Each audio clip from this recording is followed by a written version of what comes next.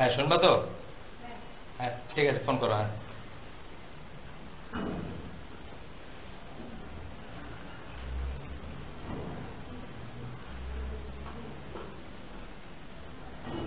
আসসালামু আলাইকুম।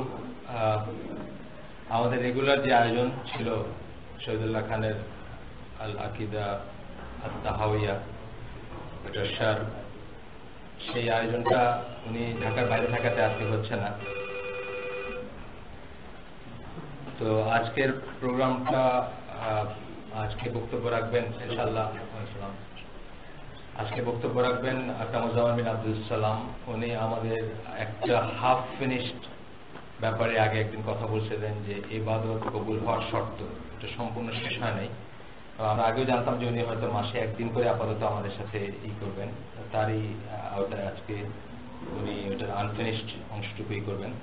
তো আমাদের নিয়ম কানুন যা ছিল তাই, তবু আমি আরেকবার একটু ভেরিফাই করতে চাই, নতুন যারা আসছেন ভাই, এখানে মাঝখানে আপনারা কোনো ইন্টারাপশন করবেন না বা ইন্টারাপ্ট করবেন না। আপনাদের যদি কোনো জিজ্ঞাসা থাকে আমরা কাগজ দিব, সেটাতে লিখে রাখবেন এবং ওনার বক্তব্য শেষ হওয়ার পরে আমরা প্রশ্ন উত্তরের পর্বে যাব। এবং এমনিতেও যে কোনো প্রশ্ন থ্রু মডারেটর অর্থাৎ আমার থ্রুতে আপনারা দিবেন এবং আমি ওনার কাছে সেটা পৌঁছায় দিব ইনশাআল্লাহ। এটাই হচ্ছে আমাদের এখানকার একটা আদব, আমরা ইনশাআল্লাহ এটা রক্ষা করবো। আকরামুজ্জামান বিন আব্দুল সালাম। গ্লাসটা খুলবেন না, পরে দিচ্ছি। হ্যাঁ, এবার গ্লাস শুনতে নেই।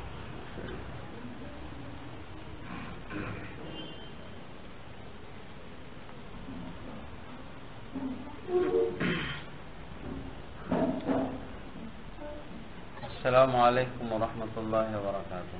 وعليكم السلام. إن الحمد لله نحمده ونستعينه ونستغفره ونعوذ بالله من شرور أنفسنا ومن سيئات أعمالنا. من يهده الله فلا مضل له ومن يضلل فلا هادي له. وأشهد أن لا إله إلا الله وحده لا شريك له وأشهد أن محمدا عبده ورسوله. يا أيها الذين آمنوا اتقوا الله حق تقاته ولا تموتن إلا وأنتم مسلمون. يا أيها الناس اتقوا ربكم الذي خلقكم من نفس واحدة وخلق منها زوجها وبث منهما رجالا كثيرا ونساء واتقوا الله الذي تساءلون به والأرحام. يا أيها الذين آمنوا اتقوا الله وقولوا قولا سديدا يصلح لكم أعمالكم ويغفر لكم ذنوبكم ومن يطع الله ورسوله فقد فاز فوزا عظيما. أما بعد، فإن خير الحديث كتاب الله وخير الهدي هدي محمد صلى الله عليه وسلم وشر الأمور محدثاتها وكل محدثة بدعة وكل بدعة ضلالة وكل ضلالة في النار. أما بعد، فأعوذ بالله من الشيطان الرجيم. بسم الله الرحمن الرحيم. يا أيها الذين آمنوا أطيعوا الله وأطيعوا الرسول ولا تبطلوا أعمالكم.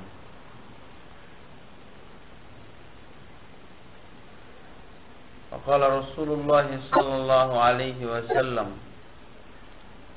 تركت فيكم أمرين لن تضلوا ما تمسكتم بهما كتاب الله وسنتي. সম্মানিত মুসলিম ভাই ও বন্ধুগণ, পর্দার আড়ালে মা ও ভগ্নীগণ, আমি ইতিপূর্বে এই জায়গায় আপনাদের সম্মুখে একটি বিষয়ের উপরে আলোচনা করেছিলাম। বিষয়টি ছিল আমল ইবাদত কবুল হওয়ার শর্তাবলী। সেখানে আমরা মৌলিক দুটি শর্ত উল্লেখ করেছিলাম এবং সেগুলোর ব্যাখ্যা দেওয়ার চেষ্টা করেছিলাম। প্রথম শর্তটি ছিল ইবাদত ও আমলের ক্ষেত্রে ইখলাসের প্রয়োজনীয়তা, ইখলাসের শর্ত। ইখলাস অর্থ হলো আমলটা একনিষ্ঠ হওয়া, খাঁটি খালেস হওয়া। এবং আমলটা খাঁটি খালেস হওয়ার শর্ত আমরা উল্লেখ করেছিলাম, যাবতীয় শিরকি মন মানসিকতা, শিরকি কর্মকাণ্ড থেকে নিজেকে মুক্ত রাখলে তখন ইবাদত আল্লাহর কাছে কবুল হবে। শিরক থাকলে আল্লাহ তাবারক ওয়া তাআলা দরবারে কোনো ধরনের ইবাদত কবুল হবে না। এটা আমরা আলোচনা করেছিলাম, ব্যাখ্যাও দিয়েছিলাম। আর ইবাদতের ক্ষেত্রে কেউ যদি কোনো মন মানসিকতা দিয়েও আল্লাহর সাথে আল্লাহ ছাড়া অন্য কোনো স্বার্থ উদ্ধার করতে চায়, তাহলে সেক্ষেত্রে ওই ইবাদতটাই শিরকে রূপান্তরিত হয়ে যাবে। এটা আমরা উদাহরণ সহ স্পষ্ট করেছিলাম। দ্বিতীয় শর্তটা ছিল যে কোনো আমল এবং ইবাদত হতে হবে আল্লাহর রাসূল সাল্লাল্লাহু আলাইহি ওয়াসাল্লামের পদ্ধতিতে, আল্লাহর রাসূল সাল্লাল্লাহু আলাইহি ওয়াসাল্লামের অনুসরণে। কারণ আল্লাহ তাবারক ওয়া তাআলা আমাদেরকে ইবাদত করার নির্দেশ দিয়েছেন, ইবাদতের অনেক আইটেম দিয়েছেন, অনেক প্রকারভেদ দিয়েছেন, যেগুলো আমরা ইবাদত হিসেবে পালন করব। তার সাথে সাথে আল্লাহ তাবারক ওয়া তাআলা তার রাসূলকে প্রেরণ করেছেন, উনি আমাদেরকে ইবাদতটা কিভাবে করতে হবে সেটা শিক্ষা দেওয়ার জন্য। আল্লাহ রাসূল সাল্লাল্লাহু আলাইহি ওয়াসাল্লাম আমাদেরকে শিক্ষা দিবেন কোন ইবাদত কিভাবে করতে হয়। এজন্য এটাও একটা শর্ত যে ইবাদতটা অবশ্যই রাসূল সাল্লাল্লাহু আলাইহি ওয়াসাল্লামের নিয়ম অনুযায়ী তার অনুসরণে হতে হবে। যদি কোনো ইবাদত আল্লাহর রাসূল সাল্লাল্লাহু আলাইহি ওয়াসাল্লামের নিয়ম অনুযায়ী না হয়, তাহলে ওই ইবাদতটার নাম হয়ে যায় বিদআত। কোন ইবাদত যেমন শিরকি মন মানসিকতা নিয়ে করলে শিরক হয়ে যায় ইবাদত আমলটাই, ঠিক তেমনি ভাবে আল্লাহর রাসূল সাল্লাল্লাহু আলাইহি ওয়াসাল্লামের অনুসরণে যদি আমলটা না করা হয়, তাহলে এই আমলটাই বিদআত হয়ে যায়। আর বিদআত হলো এমন গুনাহ, এমন পাপ যার মাধ্যমে একজন মুসলমান আল্লাহর রাসূলের উম্মত থেকে দুনিয়াতে বহিষ্কৃত হয়, আখিরাতেও বহিষ্কৃত হয়। এই বিষয়ে আমরা হাদিস দ্বারা প্রমাণ করেছিলাম, বা এই মর্মে হাদিস পাঠ করে তরজমা এবং ব্যাখ্যা করেও শুনিয়েছিলাম। দুটি হাদিস। আল্লাহর রাসূল 3 জন সাহাবীকে উম্মত থেকে বহিষ্কার করেছিলেন। এই 3 জন সাহাবী কি দিয়ে উম্মত থেকে বহিষ্কার হয়েছিলেন? 3 প্রকারের আমল দিয়ে, আমল এবং ইবাদত। একজন বলেছিল সারা রাত তাহাজ্জুদ পড়বে, জীবনে যতদিন বেঁচে থাকবে সারা রাত সে তাহাজ্জুদ পড়বে, 1 মিনিটের জন্য বিছানা গ্রহণ করবে না। খুবই ভালো কথা, ইবাদত। দ্বিতীয় জন বলেছিল যে আমি সারা জীবন নফল রোজা করব, কোনো দিন রোজাবিহীন থাকব না। তৃতীয় লোক বলেছিল আমি মহিলাদের সাথে বিবাহ বন্ধনে আবদ্ধ হব না। তার ভাবটা ছিল এরকম যে আমি মানুষের সাথে কোনো সম্পর্ক করব না, আমার সম্পর্কটা যেন আল্লাহর সাথে খাঁটি খালেস হয়ে থাকে। যেসব সম্পর্ক এড়াতে পারে না মানুষ,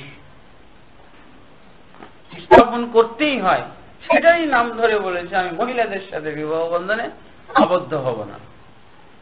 3 জনের ব্যাপারই আল্লাহ রাসূল সাল্লাল্লাহু আলাইহি ওয়াসাল্লাম কি বলেছিলেন যে এই তরিকায় আমল করা আমার নিয়ম না, আমার সুন্নতের বরখেলাফ, আমার সুন্নতের বহির্ভূত, আমার তরিকার বহির্ভূত হয়েছে এই ইবাদতগুলো। আর এই সিস্টেমে যারা ইবাদত করবে লাইসা মিন্নি, তারা আমার উম্মতের অন্তর্ভুক্ত নয়। আল্লাহ রাসূল সাল্লাল্লাহু আলাইহি ওয়াসাল্লাম এই 3 জনকে শোনালেন এই আমলের পরিপ্রেক্ষিতে আমার উম্মতের অন্তর্ভুক্ত নয়। তাহলে উম্মতের অন্তর্ভুক্ত যে নয়, তার মানে বহিষ্কার ঘোষণা করলেন না আল্লাহ রাসূল। কিসের ভিত্তিতে বহিষ্কার করলেন? একজন সারা রাত তাহাজ্জুদ পড়বে, এই ছিল তার অপরাধ। একজন সারা জীবন রোজা রাখবে, এই ছিল তার অপরাধ। তাহলে নেকির কাজটা, ইবাদতটা এখন দোষ বা ইবাদতটা একটা ত্রুটি, এমন অপরাধে পরিণত হয়েছে যে আল্লাহর রাসূলের উম্মত থেকেই বহিষ্কৃত। এখানে কিভাবে ইবাদতটা দোষে রূপান্তরিত হলো? আল্লাহর রাসূল সাল্লাল্লাহু আলাইহি ওয়াসাল্লামের তরিকার বরখেলাফ করাতে, আল্লাহর রাসূল সাল্লাল্লাহু আলাইহি ওয়াসাল্লামের তরিকার পরিপন্থী হওয়াতে। তরিকাটা কি ছিল? তাহাজ্জুদ তো পড়তে হবে, আল্লাহর রাসূল পড়তেন, কিন্তু আল্লাহর রাসূল কিছুক্ষণ ঘুমাতেন এবং কিছুক্ষণ তাহাজ্জুদ পড়তেন। ঘুমটা মাইনাস করে ফেলেছে, সারা রাত ইবাদত করবে। তার মানে রাসূল সাল্লাল্লাহু আলাইহি ওয়াসাল্লামের চেয়ে বেড়ে গেল না? কি বুঝাতে চাই? রাসূলের চেয়েও কি বেশি কেউ পরহেজগার হতে পারে? যিনি হলেন পরহেজগারদের মডেল, সে এই নমুনা প্রতিষ্ঠিত করে বুঝাতে চাই কি, রাসূল আমি তোমার চেয়েও কামিল। তো এরকম তো আল্লাহ হতে বলেননি কাউকে। রাসূল মডেল, লাকাদ কানা লাকুম ফি রাসূলিল্লাহি উসওয়াতুন হাসানাহ, নিশ্চয়ই তোমাদের জন্য উত্তম আদর্শ রয়েছে রাসূলের ভিতর, রাসূলের মধ্যে তোমাদের জন্য আদর্শ রয়েছে। এই আবার কোন আদর্শ? রাসূলের চেয়েও সুন্দর হয়ে যাচ্ছে না, রাসূলের চেয়ে সুন্দর হলেই ওটাই হয়ে যাবে রাসূলের তরিকা বহির্ভূত। এটা রাসূলের উপর মাতব্বরি, রাসূলের প্রতি বাড়াবাড়ি। তার মানে কি পেতে চাই? সে রাসূল সাল্লাল্লাহু আলাইহি ওয়াসাল্লামের চেয়েও বেশি আল্লাহর কাছে প্রিয় পাত্র হয়ে যাবে? এটা কি সম্ভব? এগুলোই হলো দাবি। যারা আল্লাহ রাসূল সাল্লাল্লাহু আলাইহি ওয়াসাল্লামের তরিকা বহির্ভূত ইবাদত করে, এগুলো হলো তার দাবি। হয় রাসূলের উপরে মাতব্বরি, অথবা রাসূলের চেয়েও পরিপূর্ণ ব্যক্তি হতে চাই, আল্লাহ রাসূলের চেয়েও প্রিয় পাত্র হতে চাই। নাহলে এসব ইবাদতের যুক্তি কি? আর তো এগুলোই হলো। তাহলে এই নামগুলো, এই ইবাদতগুলোর নাম হলো বিদআত। আল্লাহ রাসূল সাল্লাল্লাহু আলাইহি ওয়াসাল্লাম অন্য ভাষায় এই সিস্টেমে, এই সূত্র ধরে আমাদেরকে বিদআত চিহ্নিত করে দিয়েছে। কি বলছেন? আম্মা বাদ ফাইন্না খায়রাল হাদিসি কিতাবুল্লাহ। অতঃপর উত্তম বাণী হলো আল্লাহর কিতাব, মানে আল্লাহর কিতাবে যা আছে এটা উত্তম বাণী। ওয়া খায়রাল হাদি হাদি মুহাম্মদ সাল্লাল্লাহু আলাইহি ওয়াসাল্লাম, যেটা আজকেও পাঠ করেছি। এবং উত্তম দিক নির্দেশনা হলো মুহাম্মদ সাল্লাল্লাহু আলাইহি ওয়াসাল্লামের দিক নির্দেশনা। উনি যেই দিক নির্দেশনা দিবেন এটাই হলো উত্তম। ওয়া শাররুল উমুরি মুহদাসাতুহা, আর সবচেয়ে নিকৃষ্টতম কাজ হলো নতুন কিছু আবিষ্কার করা, মানে ধর্মের ভিতরে নতুন আবিষ্কার করা। এটা আল্লাহ রাসূল সাল্লাল্লাহু আলাইহি ওয়াসাল্লাম অন্য হাদিস দ্বারা স্পষ্ট করেছেন। মান আহদাসা ফি আমরিনা, যারা আমার এই দ্বীনের ভিতরে, আমর বলতে দিন বুঝিয়েছেন, বিষয়। সবচেয়ে নিকৃষ্টতম কাজ হলো ধর্মের ভিতরে, দ্বীনের ভিতরে নতুন কিছু আবিষ্কার করা। ভাষাটা আমাদের লক্ষ্য করতে হবে। সবচেয়ে নিকৃষ্টতম কাজ হলো ধর্মের ভিতরে বা দ্বীনের ভিতরে নতুন কোনো কিছু আবিষ্কার করা। ফাইন্না কুল্লা মুহদাসাতিন বিদআহ। এরপর আল্লাহ রাসূল সাল্লাল্লাহু আলাইহি ওয়াসাল্লাম বলছেন সবচেয়ে নিকৃষ্টতম কাজ হলো ধর্মের মধ্যে নতুন আবিষ্কার করা, আর প্রত্যেকটা নতুন আবিষ্কার হলো বিদআত। ওয়া কুল্লা বিদআতিন দালালা, এবং প্রত্যেকটা বিদআত হলো পথভ্রষ্টতা, বিদআত। আর প্রত্যেক পথভ্রষ্টতার পরিণাম হলো জাহান্নাম, আগুন। আল্লাহ রাসূল সাল্লাল্লাহু আলাইহি ওয়াসাল্লাম তাহলে আমাদেরকে সংজ্ঞা দিয়ে দিলেন যে ধর্মের ভিতরে প্রত্যেক নতুন আবিষ্কারের নাম হলো বিদআত, আর এটা কি আল্লাহ রাসূল আরেক ভাষায় বললেন এটা হলো সর্বনিকৃষ্টতম কাজ। কেন সবচেয়ে নিকৃষ্ট? আরো তো নিকৃষ্ট কাজ আছে, জিনা আছে, সুদ আছে, ঘুষ আছে, গান বাদ্য আছে, আরো কত কি, চুরি আছে, ডাকাতি আছে। এগুলোকে আল্লাহ রাসূল কিন্তু বললেন না। সবচেয়ে নিকৃষ্টতম কাজ হলো ধর্মের মধ্যে নতুন কিছু আবিষ্কার। ওই যে অন্যান্য অপরাধ যেগুলো উল্লেখ করা হলো আর যেগুলো উল্লেখ করা হলো না আমরা জানি, এই সমস্ত কাজ ধর্মকে বিকৃত করতে পারে না, স্বতন্ত্র থেকে যায়।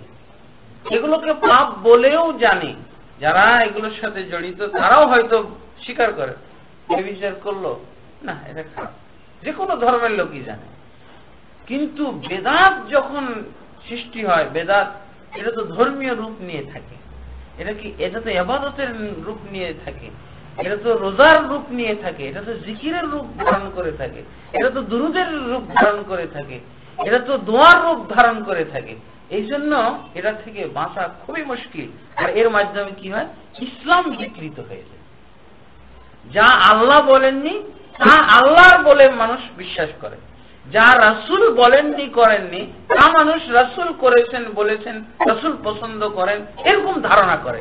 এরপরে দেখা যায় যে আস্তে আস্তে ইসলামের কোনটা যে আসল আর কোনটা যে আমার সংযোজিত নকল জিনিস এটা আর পার্থক্য করতে জানে না। যখনই এই অবস্থাটা চূড়ান্ত পর্যায়ে চলে যায় তখন ওই ধর্মটা পুরোপুরি শেষ হয়ে যায়, ধ্বংস হয়ে যায়। আমরা বলতে পারি ইতিপূর্বের যে মুসা নবী সাল্লাল্লাহু আলাইহি ওয়াসাল্লামের ছেড়ে যাওয়া দিন সেটাও তো ইসলাম, ঈসা আলাইহিস সালাতু ওয়াস সালামের ছেড়ে যাওয়া দিন সেটাও তো ইসলাম, কিন্তু সেটা সম্পূর্ণ ভাবে বিকৃত করে দেওয়া হয়েছে। বিকৃত করে দেওয়ার এই অপরাধটাই তো হলো এই বেদাত। এই বিকৃত বা এই বেদাতেরই একটা অংশ হলো শিরক। এটা বিভিন্ন ধরনের হইতে পারে, বিভিন্ন রূপ নিয়ে হইতে পারে, শিরকি রূপ নিয়ে নতুন আবিষ্কার হইতে পারে। আল্লাহ রাসূল কি কবর পূজার প্রচলন ঘটিয়েছিলেন? কাউকে দেখিয়েছেন? বরং সতর্ক করে গেছেন। আমরা যে এটা নতুন আবিষ্কার করলাম এটাও একদিক থেকে বেদাত। তো বেদাত আরো ব্যাপক, এইভাবে আমাদেরকে বুঝতে হবে। এবং এসেও গেছে সালাফি সালেহিনগণ এইভাবেও ব্যাখ্যা দিয়েছেন যে বেদাত হলো শাররুল মাআসি অথবা আহাব্বুল মাআসি ইলা ইবলিস। ইবলিসের নিকটে সবচেয়ে পছন্দনীয় গুনার কাজ হলো বেদাত। কেন? ইবলিস পরিশ্রম করতেছে, একজনকে হয়তো ব্যভিচারে লিপ্ত করে দিল, পরে আস্তাগফিরুল্লাহ তওবা করে ফেললো। কিন্তু একজন যদি ইবাদতের নাম নিয়ে কিছু করে, ও কি তওবা করবে নাকি? বরং যদি এটা ছাড়াইতে চাই কেউ, সে আরো খেপে যাবে। এটা তো আল্লাহ রাসূলের শত্রু, এটা দোয়া করতে মানা করতেছে। আল্লাহ রাসূলকে ভালোবাসবো, আল্লাহ রাসূলের প্রেম প্রদর্শন করব, আল্লাহ রাসূলের আশিক হব আমি, আমাকে বাধা দিচ্ছে, এটা রাসূলের দুশমন। ধরো দেখছেন উল্টাটা।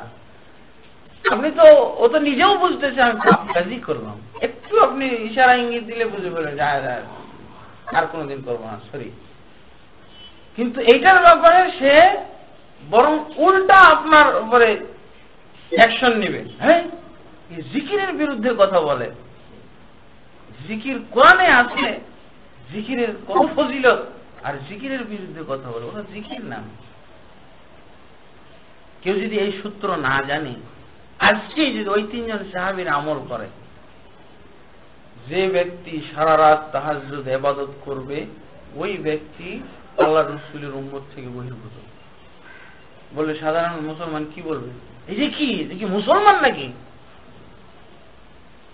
আরে বিদাত না বুঝার কারণে আর রাসূল এগুলো প্রশংসারও কারণ হয়ে যায়। এই অমুক ওলি আল্লাহ, অমুক রাবিয়া বাসরি, অমুক তমুক এত রাকাত নামাজ পড়তেন দিনে রাতে। আমাদের দেশে বাইতুল মুকাররমের প্রধান খতিব রাহিমাহুল্লাহ, আল্লাহ তাকে রহমত দান করুন, জান্নাতবাসী করুন, তার মতো একজন লোক বলতেছেন একজন ইসলামী মনীষীর ব্যাপারে প্রশংসা করতে যাচ্ছে। ইমাম আবু হানিফা রহমতুল্লাহ আলাইহি ইশার ওযু দ্বারা ফজরের নামাজ পড়েছেন 40 বছর। চিন্তা করে বেদাত না বুঝলে হয় কি? আচ্ছা, এরকম প্রশংসার দরকার আছে? এই প্রশংসা করে কি হলো? ওই তিনজনের কাতারে ফেলে দেওয়া হলো না ইমাম আবু হানিফা রহমতুল্লাহ আলাইহিকে? নাকি ইমাম আবু হানিফা রহমতুল্লাহ ওই তিনজন সাহাবীর চেয়েও বেশি কামেল ছিলেন, যার জন্য নিয়ম বহির্ভূত চললো তারটা মার্জনীয়, ওটা অসুবিধা নেই, আল্লাহ রসুল দেখে নেবেন বিশেষভাবে, এটা কি বলা যায়? তো ওই তিনজন সাহাবীকে আল্লাহ রসুল যখন এইভাবে ঘোষণা করলেন যে উম্মত থেকে বহির্ভূত, তাহলে এরকম কিয়ামত পর্যন্ত যত উম্মত আসবে তাদের ক্ষেত্রেই তো এই হাদিস প্রযোজ্য। কিন্তু সুন্নাত বেদাত সম্পর্কে না জানার কারণে আমাদের অবস্থায় প্রশংসা করতেছে। আরে প্রশংসা করে হলো কি? সর্বনাশ হয়ে গেল। ইমাম আবু হানিফা বাস্তবে যদি এরকম হয়ে থাকেন, ইন্না লিল্লাহি ওয়া ইন্না ইলাইহি রাজিউন, তাহলে তার জন্য ইন্না লিল্লাহ পড়তে হবে। যত বড় অ্যাক্সিডেন্ট করেছেন, ইবাদত করতে যে এমন অ্যাক্সিডেন্ট ঘটিয়েছেন যে রাসূল সাল্লাল্লাহু আলাইহি ওয়াসাল্লাম উম্মত থেকে বহির্ভূত, কেন? তাহলে তো পরোক্ষভাবে আল্লাহ রসুলের তো ইমাম আবু হানিফা রাহমাতুল্লাহ আলাইহি বা এই ব্যক্তি সম্পর্কে যদি ওই হাদিস প্রযোজ্য না হয়, আল্লাহ রসুলকে কি বলা হবে? পার্সিয়ালিটি করেছেন। ইনাকে বেশি ভালোবাসেন ওই তিনজন সাহাবীর চেয়ে, তাদেরকে উম্মত থেকে বহির্ভূত করলেন, কিন্তু ওনাকে করবেন না, যেহেতু উনি হলেন ইমাম আজম। নাউযুবিল্লাহ, এটা তো প্রশংসা নয়, বরং এটা ওই মনীষীকে আরো খাটো করা হলো, তার মানহানি করা হলো। তিনি যে অপরাধে জড়িত নয়, তিনি যে অপরাধ করতে পারেন না, এমন এক অপরাধে তাকে ফেলে দেওয়া হলো। কেন? শুধু ওনাদের কাছে মাপ কাঠিয়ে এতটুকু এবাদত দিয়ে কামেল সাব্যস্ত করা সর্বনাশ। এবাদত দিয়ে শুধু এইভাবে যদি বলগাহীন নিয়মহীন যদি এবাদত করে, তাহলে তো হবে। আল্লাহ রসুল কেন তাহলে মাপকাঠি কেন? যদি আমি এরকমই চলবো মাপকাঠি ছাড়া, কোন নমুনা ছাড়া, তাহলে আল্লাহ রসুলকে পাঠানোর কি দরকার ছিল? আমরা যেভাবে যা বুঝতাম সেভাবে আমল করতাম, আর সেটাই আল্লাহর কাছে গ্রহণযোগ্য হয়ে যেত। এটা আমি একটা উদাহরণস্বরূপ বললাম। আল্লাহ রসুল সাল্লাল্লাহু আলাইহি ওয়াসাল্লামের অনুসরণ বিষয়টা অত্যন্ত গুরুত্বপূর্ণ। এই অনুসরণ আর রাসূল সাল্লাল্লাহু আলাইহি ওয়াসাল্লামের সুন্নাতের পাবন্দী হওয়া, এটা কত যে গুরুত্বপূর্ণ বিষয়, এটা সম্পর্কে যদি আমরা ব্যাপক জ্ঞান অর্জন না করি, লেখাপড়া না করি, তাহলে বুঝবো না। অথচ আমাদের দেশে সুন্নাতের ফরজের বিপরীত একটা সুন্নাত আছে। ফরজের বিপরীত আমরা সুন্নাত যেটা বুঝে থাকি, এটার জ্ঞান আমাদের দেশে প্রচুর আছে, খুঁটে খুঁটে বের করে কোনটা সুন্নাত। ফরজের বিপরীত, ফরজের বিপরীত কি? আমরা শুরু করি ধরেন ফরজ নামাজ থেকে শুরু করে। ফরজ নামাজের আগে পিছে সুন্নাত আছে, কেউ আবার এগুলোর মধ্যে ভাগাভাগি করে, সুন্নাতে মুআক্কাদা কোনটা, গায়ের মুআক্কাদা কোনটা, আবার জায়েদা কোনটা, এগুলো খুব বুঝে। যদি এই বুঝগুলো একটু যাচাই করা দরকার, তবু এগুলো যা বুঝলো এটা হলো ফরজের বিপরীত সুন্নাত। আর একটা কিন্তু বিরাট জগৎ রয়ে গেছে, সম্পূর্ণ এখন শুরুই করা হয়নি, আমি বলবো এটা কি বেদাতের বিপরীত সুন্নাত। এটা শুরুই করা হয়নি, এর আগেই বড় বড় আলেম মারা গেছে, এর আগেই বড় আলেম হয়ে গেছে, এর আগেই শাইখুল হাদিস হয়ে গেছে, এর আগেই সমস্ত উস্তাদুল আসাতেজা খেতাব পেয়ে গেছে। সুন্নতের বিপরীত না, বেদাতের বিপরীত যে সুন্নত, এই বোঝাটা এখনো শুরু হয়নি। এই যদি হতো তাহলে আমার দলিল আছে, বোঝা যে শুরু হয় নাই। এই কারণেই তো ইমাম আবু হানিফা রাহমাতুল্লাহ প্রশংসা এরকম হলো। বেদাতের বিপরীত যেটা সুন্নাত, অর্থাৎ রাসূল সাল্লাল্লাহু আলাইহি ওয়াসাল্লামের তরিকা অনুযায়ী, নিয়ম অনুযায়ী সব ইবাদত করতে হবে, ফরজটাও করতে হবে, সুন্নাতটাও করতে হবে। যত প্রকারের নফল ইবাদত আছে সেটাও রাসূল সাল্লাল্লাহু আলাইহি ওয়াসাল্লামের নিয়ম অনুযায়ী করতে হবে। এই কথাটা আমরা বিশ্বাস করি না। আল্লাহ রাসূল সাল্লাল্লাহু আলাইহি ওয়াসাল্লামের এই নিয়মটাকে আমরা নিয়ন্ত্রণ করব কি করে? রাসূল সাল্লাল্লাহু আলাইহি ওয়াসাল্লামের সুন্নাত নিয়ন্ত্রণ করা। রাসূল সাল্লাল্লাহু আলাইহি ওয়াসাল্লামের সুন্নাতের একটু যদি এদিক সেদিক হয়ে যায় তাহলে ওটা বেদাত হয়ে যাবে। কারণ আমরা হয়তো ওই তিনজন সাহাবীর আমলকে উদাহরণস্বরূপ নিতে পারি। কি দোষটা করলো? আল্লাহ রাসূলও তাহাজ্জুদ পড়েন, তারাও তাহাজ্জুদ পড়বে বলতেছে। তো দোষটা কোন জায়গায়? কোন জায়গায় উম্মত থেকে বহির্ভূত হওয়ার মতো দোষ ঘটে গেল? এখানে দোষটা ঘটে গেল, অবশ্যই এখানে দোষ আছে। এটা কি? পরিমাণের দিক দিয়ে আমরা বেশি, পরিমাণের দিক দিয়ে আমরা দেখছি বেশি, তারপরে আরাম বিশ্রাম মাইনাস করে ফেলেছে। রাসূল সাল্লাল্লাহু আলাইহি ওয়াসাল্লামের তরিকায় এরকম কিছু নাই যে আরাম বিশ্রাম হারাম করে দিয়ে ইবাদত করতে হবে।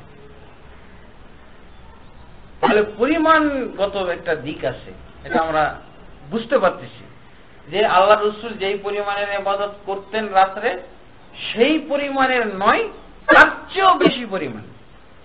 আরেকটা কি? আরেকটা দিক পাওয়া যাচ্ছে, আল্লাহ রাসূল সাল্লাল্লাহু আলাইহি ওয়াসাল্লাম যেটা কোনোদিন ছেড়েও দিতেন, তারা কোনোদিন ছাড়বে না। যেমন নফল রোজা, আল্লাহ রাসূল কি সবসময় নফল রোজা করতেন? একটা ইবাদত আল্লাহ রাসূল করতেন, কিন্তু কখনো করতেন, কখনো ছেড়ে দিতেন। তাহলে কি পাওয়া গেল? এদের দোষটা যে ও কন্টিনিউয়াস করবে, এটার মধ্যে কোনো ছিন্নতা আনবে না, বিচ্ছিন্নতা থাকবে না, করে যাবে। কি রমজান মাস আর কি রমজান মাস ছাড়া অন্য মাস সবসময় নফল আর ফরজ সব একাকার করে দেবে। মানে জীবনে যতদিন বেঁচে থাকবে রোজাই করেছে। আল্লাহ রাসূল সাল্লাল্লাহু আলাইহি ওয়াসাল্লাম এটা তো করেননি, নিজেও করেননি কোনদিন। তাহলে এটাই হলো বিপরীত। আর অন্য হাদিসে যদি আমরা দেখতে যাই তাহলে পাওয়া যাবে কি, নাহা রাসূলুল্লাহ সাল্লাল্লাহু আলাইহি ওয়াসাল্লাম আন সিয়ামিদ দাহর, আল্লাহ রাসূল সাল্লাল্লাহু আলাইহি ওয়াসাল্লাম সারা জীবন রোজা রাখতে নিষেধ করেছেন। যেটা আল্লাহ রাসূল নিষেধ করলেন অথবা আল্লাহ রাসূল করলেনই না, সেটার বিপরীত হয়ে গেল। তাহলে বোঝা যায় যে সুন্নাত বুঝার কিছু বিষয় রয়ে গেছে। সুন্নাত একটা ইবাদত এবং আমল কিভাবে সুন্নাত হবে আর কিভাবে ওটা সুন্নতের বিপরীত হয়ে গেল, এটার কিছু মাপকাঠি লাগবে। এটারই আমি একটু ইঙ্গিত দিয়েছিলাম। আল্লাহ রাসূল সাল্লাল্লাহু আলাইহি ওয়াসাল্লাম সম্পর্কে, তার অনুসরণ সম্পর্কে আল্লাহ তাবারক ওয়া তাআলা বলেছেন, ইয়া আইয়ুহাল্লাযীনা আমানু আতিউল্লাহ ওয়া আতিউর রাসূল ওয়া লা তুবতিলু আমালাকুম, হে ঈমানদারগণ তোমরা আল্লাহর অনুসরণ করো এবং তার রাসূলের অনুসরণ করো, খবরদার আমলগুলি নষ্ট করে দিও। তাহলে কি বোঝা গেল? আল্লাহর অনুসরণে, আল্লাহর নিয়মের অনুসরণ যদি না করা হয়, রাসূলের নিয়মের যদি অনুসরণ আমলে না করা হয়, তাহলে আমল আছে কিন্তু নষ্ট আমল। আমল থাকতে পারে, কারণ আল্লাহ তো বলছেন তোমাদের আমলগুলো নষ্ট করে দিও না। তাহলে আমল আছে কিন্তু নষ্ট আমল এগুলো। ওই যে তিনজন সাহাবীর সারা রাত্রের ইবাদত, সারা জীবনের রোজা আর আল্লাহর সাথে শুধু সম্পর্ক রাখা, এগুলো আমল তো পাহাড়ের মতো আমল, কিন্তু এগুলো কি বলবো? নষ্ট আমল। আল্লাহ তাবারক ওয়া তাআলা বলেছেন, ওয়া কাদিমনা ইলা মা আমিলু মিন আমালিন ফাজআলনাহু হাবাআম মানসুরা। আল্লাহ নিজে বলছেন কিয়ামতের দিন অনেক বান্দা আমল নিয়ে উপস্থিত হবে, অনেক আমল। এই আমলগুলো আমি পরীক্ষা করে দেখব। তারপরে পরীক্ষার পর আল্লাহ বলছেন ফাজআলনাহু হাবাআম মানসুরা, এগুলোকে আমি ধূলিকণার ন্যায় উড়িয়ে দিব, নানা করিয়ে এগুলোর মূল্য আমি দান করব। তাহলে আমল আছে, নষ্ট আমল পুরস্কার পাওয়ার মতো যোগ্য আমল নয়। আল্লাহর কাছে কোনো পুরস্কার পাওয়ার মতো আমল নাই। তো এগুলোই আমরা দেখব। আমরা মোটামুটি এই বিষয়গুলো 6টা পয়েন্ট দিয়ে যাচাই করতে পারি। প্রকৃত সুন্নাত আর ওটা হলো অপ্রকৃত সুন্নাত বা বেদাত। ওটাকে রাসূলের এক প্রকার অনুসরণ বলে, মোটা বিবেকে, হ্যাঁ, মোটা দৃষ্টিতে সেটাকে অনুসরণ বলবে। অনুসরণ বলবে না আল্লাহ রাসূল তাহাজ্জুদ পড়ছেন, আমি সারা রাত তাহাজ্জুদ পড়ছি, কই ভিন্ন কিছু তো না, ওই কাজটাই তো আমি করতেছি। আল্লাহ রাসূল সাল্লাল্লাহু আলাইহি ওয়াসাল্লাম আগের পিছের গুনাহ মাফ, এই জন্য কিছুক্ষণ উনি ঘুমাতেন। আমি কেন ঘুমাবো, আমার তো কোনো সার্টিফিকেট নেই, আগের পিছের গুনাহ মাফ, অতএব আমার সারা রাতই ইবাদত করতে হবে। আল্লাহর ওই ঘুমানো এবং ইবাদত করা, এটা হলো রাসূল সাল্লাল্লাহু আলাইহি ওয়াসাল্লামের সুন্নাত। আর ওই ইবাদতটা যদি সারা রাত ধরে এবং সারা জীবন ধরে এইরকম চলতে থাকে, তো এটার নাম হলো বেদাত। এটা বেদাতি আমল। একটাই আমল সুন্নতি হচ্ছে, আর একটাই ওই আমলটাই বেদাতি আমল হয়ে যাচ্ছে। কিন্তু মোটা বিবেক বলবে কি, না এখানে উম্মত থেকে বহির্ভূত হবে না, আরো পাকাপোক্ত উম্মত হলো। মোটা বিবেকের দৃষ্টিতে যারা সূক্ষ্ম চিন্তা করে না, সুন্নতকে সূক্ষ্মভাবে দেখে না, তাদের দৃষ্টিতে হবে না এই তো কামেল লোক। আমার দেশে কত ওলিয়া উলিয়াদের প্রশংসায় কত কিসসা কাহিনী বলা হয় না, অমুক ওলি আল্লাহ কত রাকাত, 1000 রাকাত নামাজ পড়তেন, তারপরে সম্ভব হোক আর অসম্ভব হোক রাতে 40 বার কোরআন খতম দিতেন, এক এক রাকাতে এতবার একবার কোরআন খতম দিতেন, সারা মাসে এত কোরআন খতম দিতেন, বলে যাচ্ছে। অথচ আল্লাহ রাসূল সাল্লাল্লাহু আলাইহি ওয়াসাল্লাম বলছেন কি, যে 3 দিনের কমে কোরআন খতম দেয় সে কোরআন বুঝলো না, সে কোরআন মোটেই বুঝলো না। অর্থাৎ 3 দিনের কমে কোরআন খতম দেওয়া আল্লাহ রাসূল নিষেধ করেছেন। সেখানে ওলি আল্লাহদের প্রশংসা করতে যে দেখা যাচ্ছে যে দিনে 3-4 বার, এরকম কত আছে। এসব ইবাদত কিসসা কাহিনীর মধ্যে পাওয়া যায়, বিভিন্ন ইসালের সওয়াব, বিভিন্ন ওরস মাহফিল, বিভিন্ন ওলি আউলিয়াদের গুণকীর্তনের সময় এগুলো শুনতে পাওয়া যায়। তাই এগুলো আল্লাহ রাসূলের মাপকাঠিতে কি পড়ে, এগুলোকে ইবাদত বলা যায়? তাহলে ওই সুন্নতি বিষয়টাই বেদাত হতে পারে। এই জন্য আমরা বিষয়গুলোকে নিয়ন্ত্রণে আনবো, কিভাবে একটা ইবাদত তাহলে সুন্নত হয় আর কিভাবে একটা ইবাদত তাহলে বেদাতের দিক বের হয়ে যায়, তাহলে আমি সূক্ষ্মভাবে আমলটা করতে পারবো। এটা হলো কারণ ভিত্তিক, আল্লাহ রাসূলের কারণ ভিত্তিক অনুসরণ। 6টা পয়েন্ট আছে। আর একটা হলো প্রকার ভিত্তিক অনুসরণ, আর একটা হলো সংখ্যা ও পরিমাণ ভিত্তিক অনুসরণ, আর একটা হলো পদ্ধতি ভিত্তিক অনুসরণ, একটা হলো সময় ভিত্তিক অনুসরণ, একটা হলো অবস্থান ভিত্তিক ইবাদত বা অনুসরণ। এই 6টা পয়েন্টের মাধ্যমে সুন্নাত এবং বেদাতের বিষয়টাকে নিয়ন্ত্রণ করা হয়েছে। এটা যদি বলেন যে এটা কোন কোরআনের আয়াতে আছে তা নাই, এটা যদি বলেন যে কোন হাদিসের মধ্যে আছে তা না, এগুলো হলো উলামাগণ চিন্তা করে দেখেছেন এইসব হাদিস, যেগুলো ওই যে 3 ব্যক্তির হাদিস, আরো কত ধরনের হাদিস আছে যেগুলোতে আমলের কম বেশি করলে সমস্যা হয়ে যাবে, এই কম বেশিটাকে নিয়ন্ত্রণ করার জন্য এই বিষয়গুলো তারা গবেষণা করে বের করেছে। এখানে যা পাওয়া যাবে এগুলোর ভিত্তি এগুলোকে বোঝানোর জন্য যা আমরা বলবো সেখানে দলিলই আনা হবে, কিন্তু এক একটা পয়েন্টের উপরে অনেক দলিল আসতেছে। যেমন এই কারণ ভিত্তিক অনুসরণ, আল্লাহ রাসূল সাল্লাল্লাহু আলাইহি ওয়াসাল্লাম যদি কোনো কারণে ইবাদত করে থাকেন তাহলে সেই কারণে আমরা ইবাদত করব। কোন কারণে যদি আল্লাহ রাসূল কারণ যদি উল্লেখ করে ইবাদত করে থাকেন যে এই কারণে আমাদের এই ইবাদত করতে হবে, তাহলে সেই কারণে অথবা কোনো ইবাদতের ভিতরে কোনো কারণবশত যদি চেঞ্জিং আনেন তাহলে কেবলমাত্র সেই কারণ পাওয়া গেলে ওই চেঞ্জ আমরা করতে পারব। যেমন আমি সালাত আদায় করব দাঁড়িয়ে, তাই না? যদি আমি ব্যর্থ হই, যদি আমি দাঁড়াতে না পারি, তাহলে আল্লাহ রাসূল কারণবশত কি বলছেন যে বসে পড়ো। এখন যদি আমি মনে করি যে বসে পড়া জায়েজ আছে, অতএব আমি বসে পড়বো, আরে কারণ ভিত্তিক অনুসরণ হইতে হবে। কারণ মুক্ত হয়ে গেলে ওটাই বেদাত।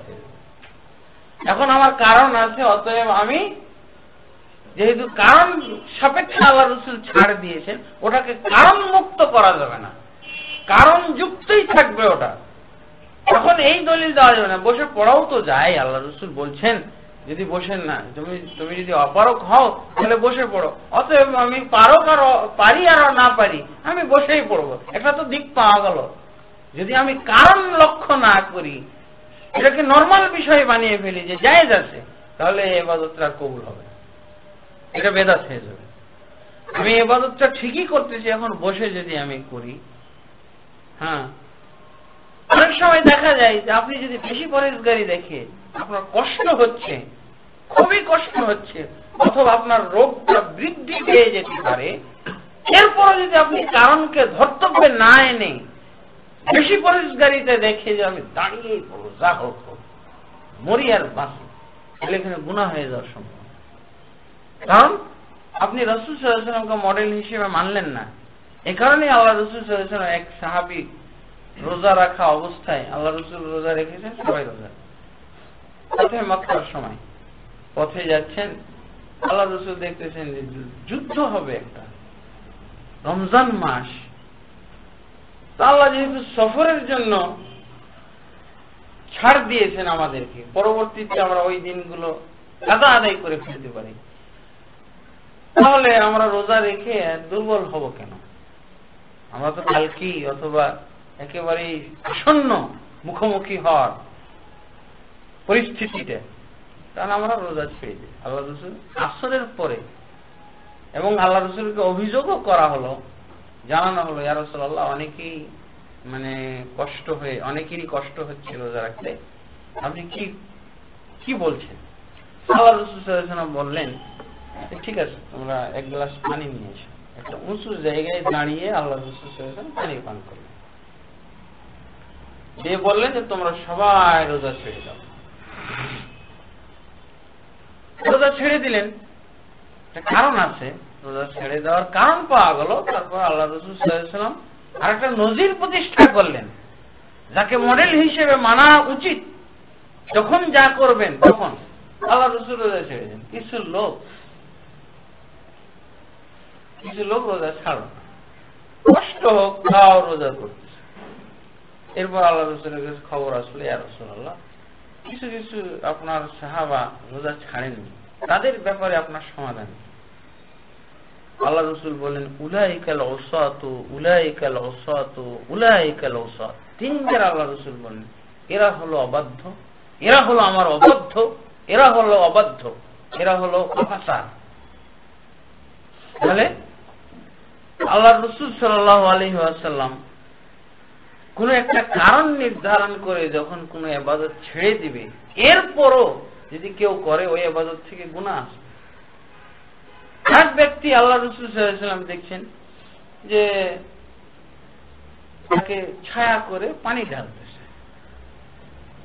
আর এক ব্যক্তিকে দেখা গেল যে ছায়া করে কেউ কাপড় ধরে তার উপরে ছায়া করে রেখেছে, আর কেউ পানি ঢালতেছে।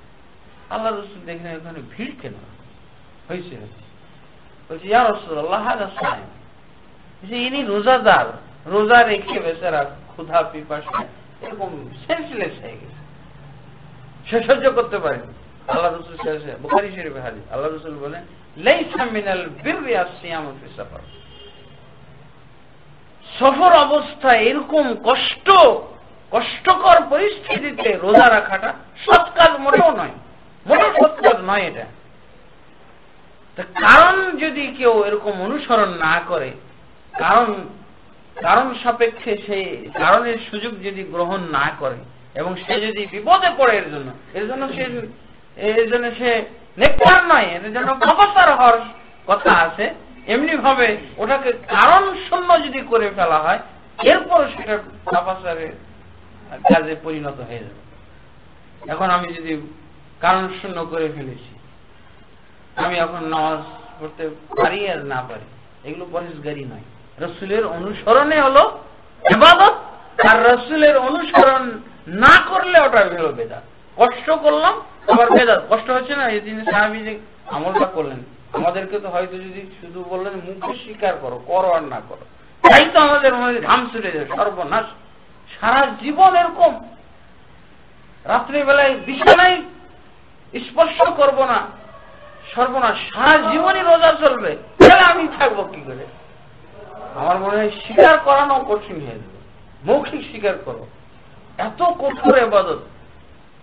এরকম এই কঠোরতা কেন?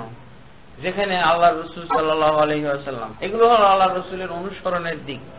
রসুল কারণ ভিত্তিক যে সমস্ত ইবাদত আমাদেরকে দিয়েছেন, যেমন ধরেন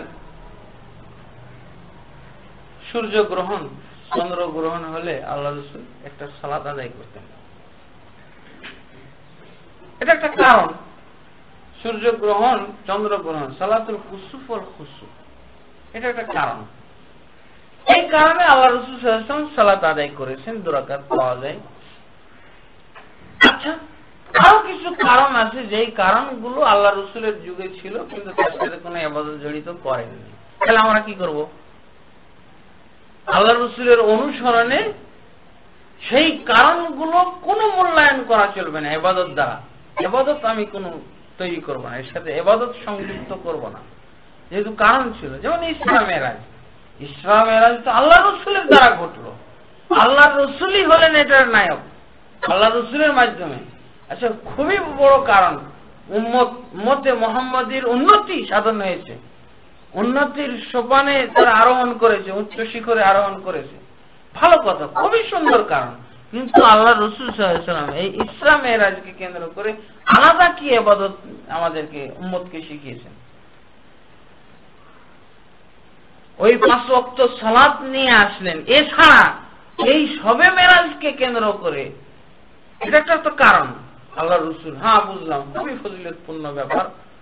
আল্লাহ তাবারক ওয়া তাআলা তার রসুলকে মক্কা থেকে নিয়ে মসজিদুল আকসা নিয়ে গেলেন, সেখান থেকে প্রথম আসমান, দ্বিতীয়, তৃতীয়, চতুর্থ, পঞ্চম, ষষ্ঠ, সপ্তম, সিদরাতুল মুনতাহা, আরশ পর্যন্ত নিয়ে গেলেন। আল্লাহর সাথে সরাসরি কথা হলো, সুন্দর কারণ আমাদের রাসূলের ফজিলতের, এবং পরোক্ষভাবে বা সরাসরি ভাবে এই উম্মতে মুহাম্মদীয়রও বিরাট ফজিলত প্রমাণিত হয় মেরাজের কারণে। কিন্তু এই কারণে আল্লাহ রাসূল কি শিক্ষা দিয়ে গেলেন বিশেষভাবে? তোমরা ইসরা মেরাজের জন্য এই ইবাদত করো, ওই ইবাদত করো, এই জিকির করো, ওই জিকির করো। আর একটা কমন ইবাদত তো আছে, মিলাদ লাগাও। ইসরা মেরাজ এসে গেছে, মিলাদ লাগাও। একটা কারণ, আল্লাহ রসুলের জন্মের কারণে আমরা খুশি হই, এটা তো বিরাট খুশির বিষয়, তাই না? আল্লাহ রসুল যদি জন্ম না নিতেন তাহলে আমরা আখিরি নবী পাইতাম কি করে, আর আখিরি নবীর শ্রেষ্ঠ উম্মত হইতাম কি করে? বিরাট কারণ। এই কারণ তো আল্লাহ রসুলের মাধ্যমে ঘটলো। এই কারণের তো ব্যক্তি বা উৎস হলেন মুহাম্মদুর রাসূলুল্লাহ সাল্লাল্লাহু আলাইহি ওয়াসাল্লাম। তিনি তার এই জন্মদিনের কারণে, উপস্থিত হওয়ার কারণে কি কি ইবাদত করতেন? এরকম মিলাদ করতেন, লোকজনকে ডাকতেন, কোন এরকম শের আর কবিতা, হ্যাঁ, আরবি, ফার্সি, বাংলা ভাষায় কোন কবিতা বা আল্লাহ রসুল কোন দিক নির্দেশনা দিয়ে গেছেন যে তোমরা বাবা আমার জন্মের কারণে, যেহেতু একটা বিরাট ব্যাপার তোমরা পেয়েছো, এই কারণে এই করো? আল্লাহ রসুল কাউকে নিয়ে এরকম করেছে?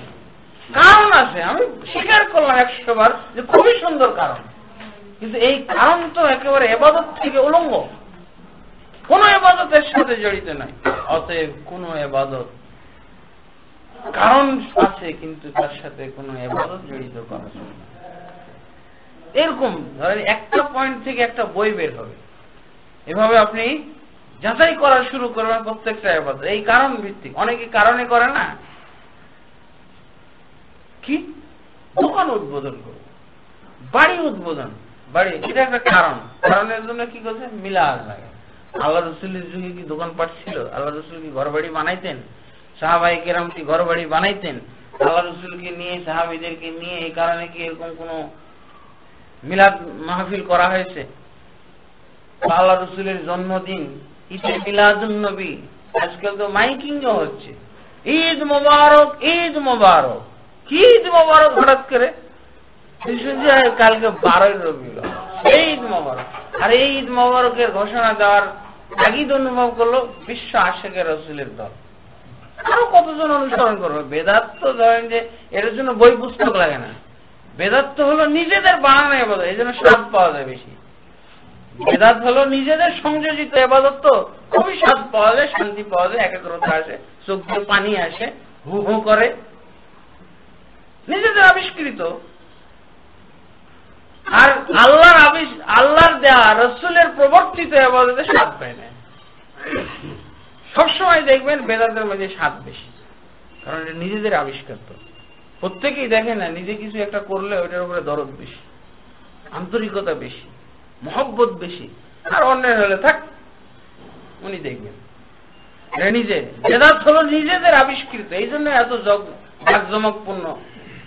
আমাদের ঢাকা শহরে বেরিয়ে যাচ্ছে জশ্নে জলুস,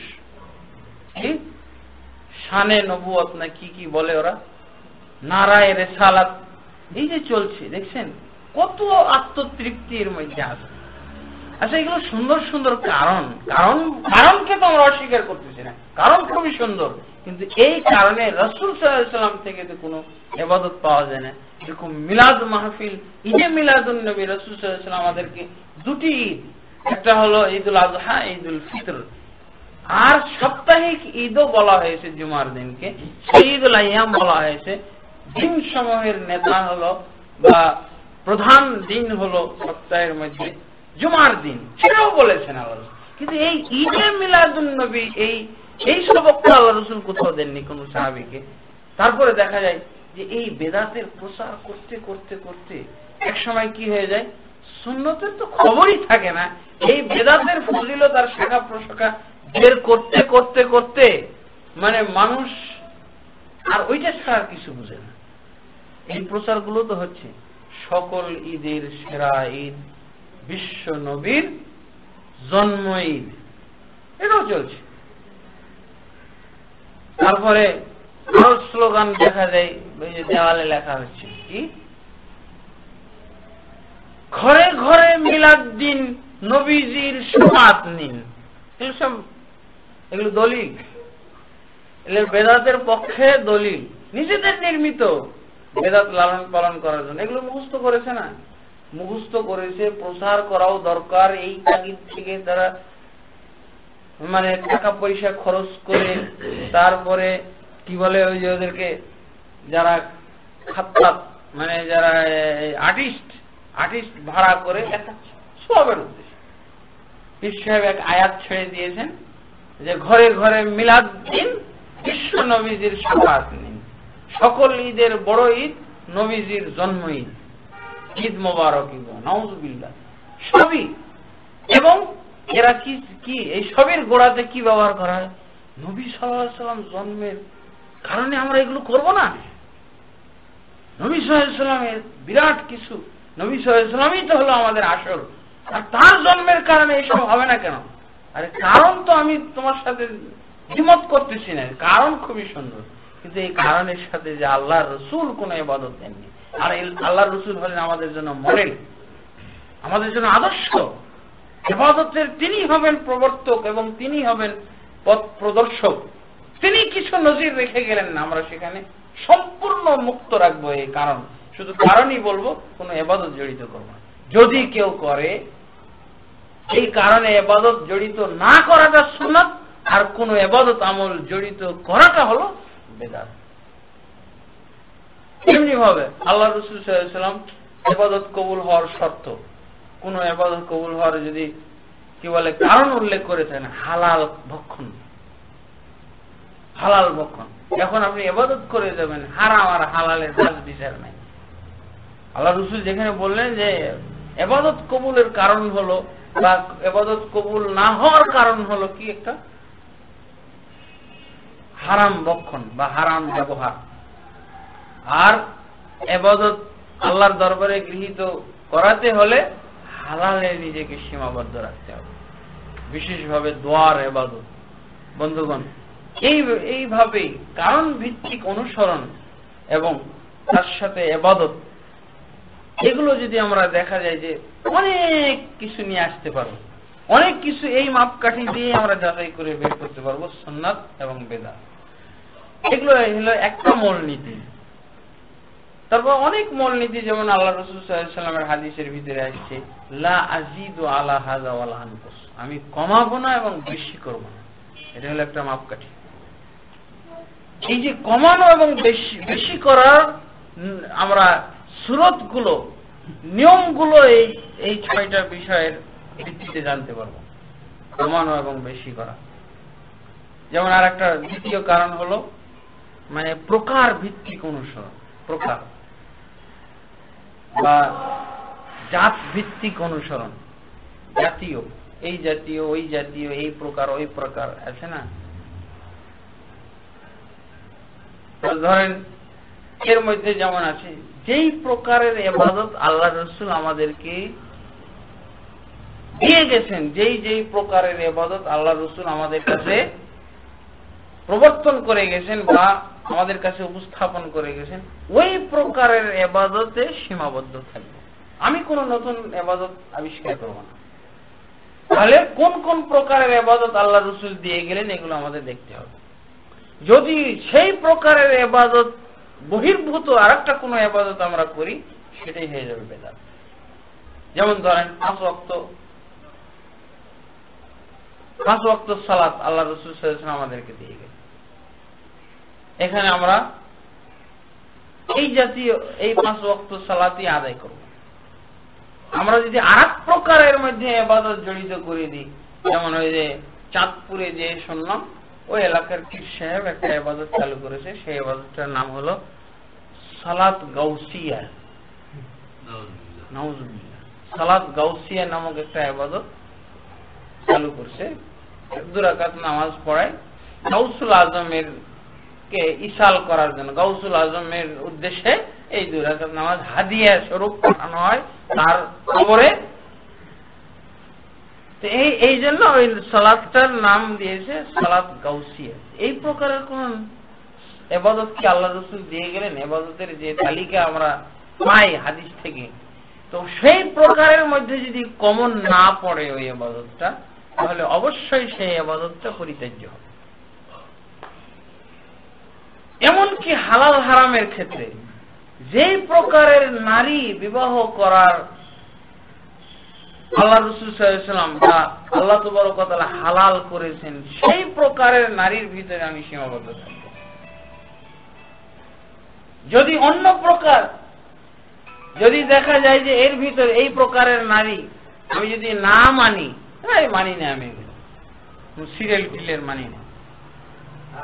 যেমন আছে না ইসলামের ভিতরে অনেক দল বের হয়ে গেছে, ইবাহিয়া যাদেরকে বলা হয়, তারপরে আরো কি দ্রুজ, এই জাতীয়, এরা বাস বিচার করে না। এমনকি কোরআনে যে হারাম, যে জাতীয় মহিলা বিবাহ করা হারাম বলা হয়েছে, এগুলো তারা মানে না।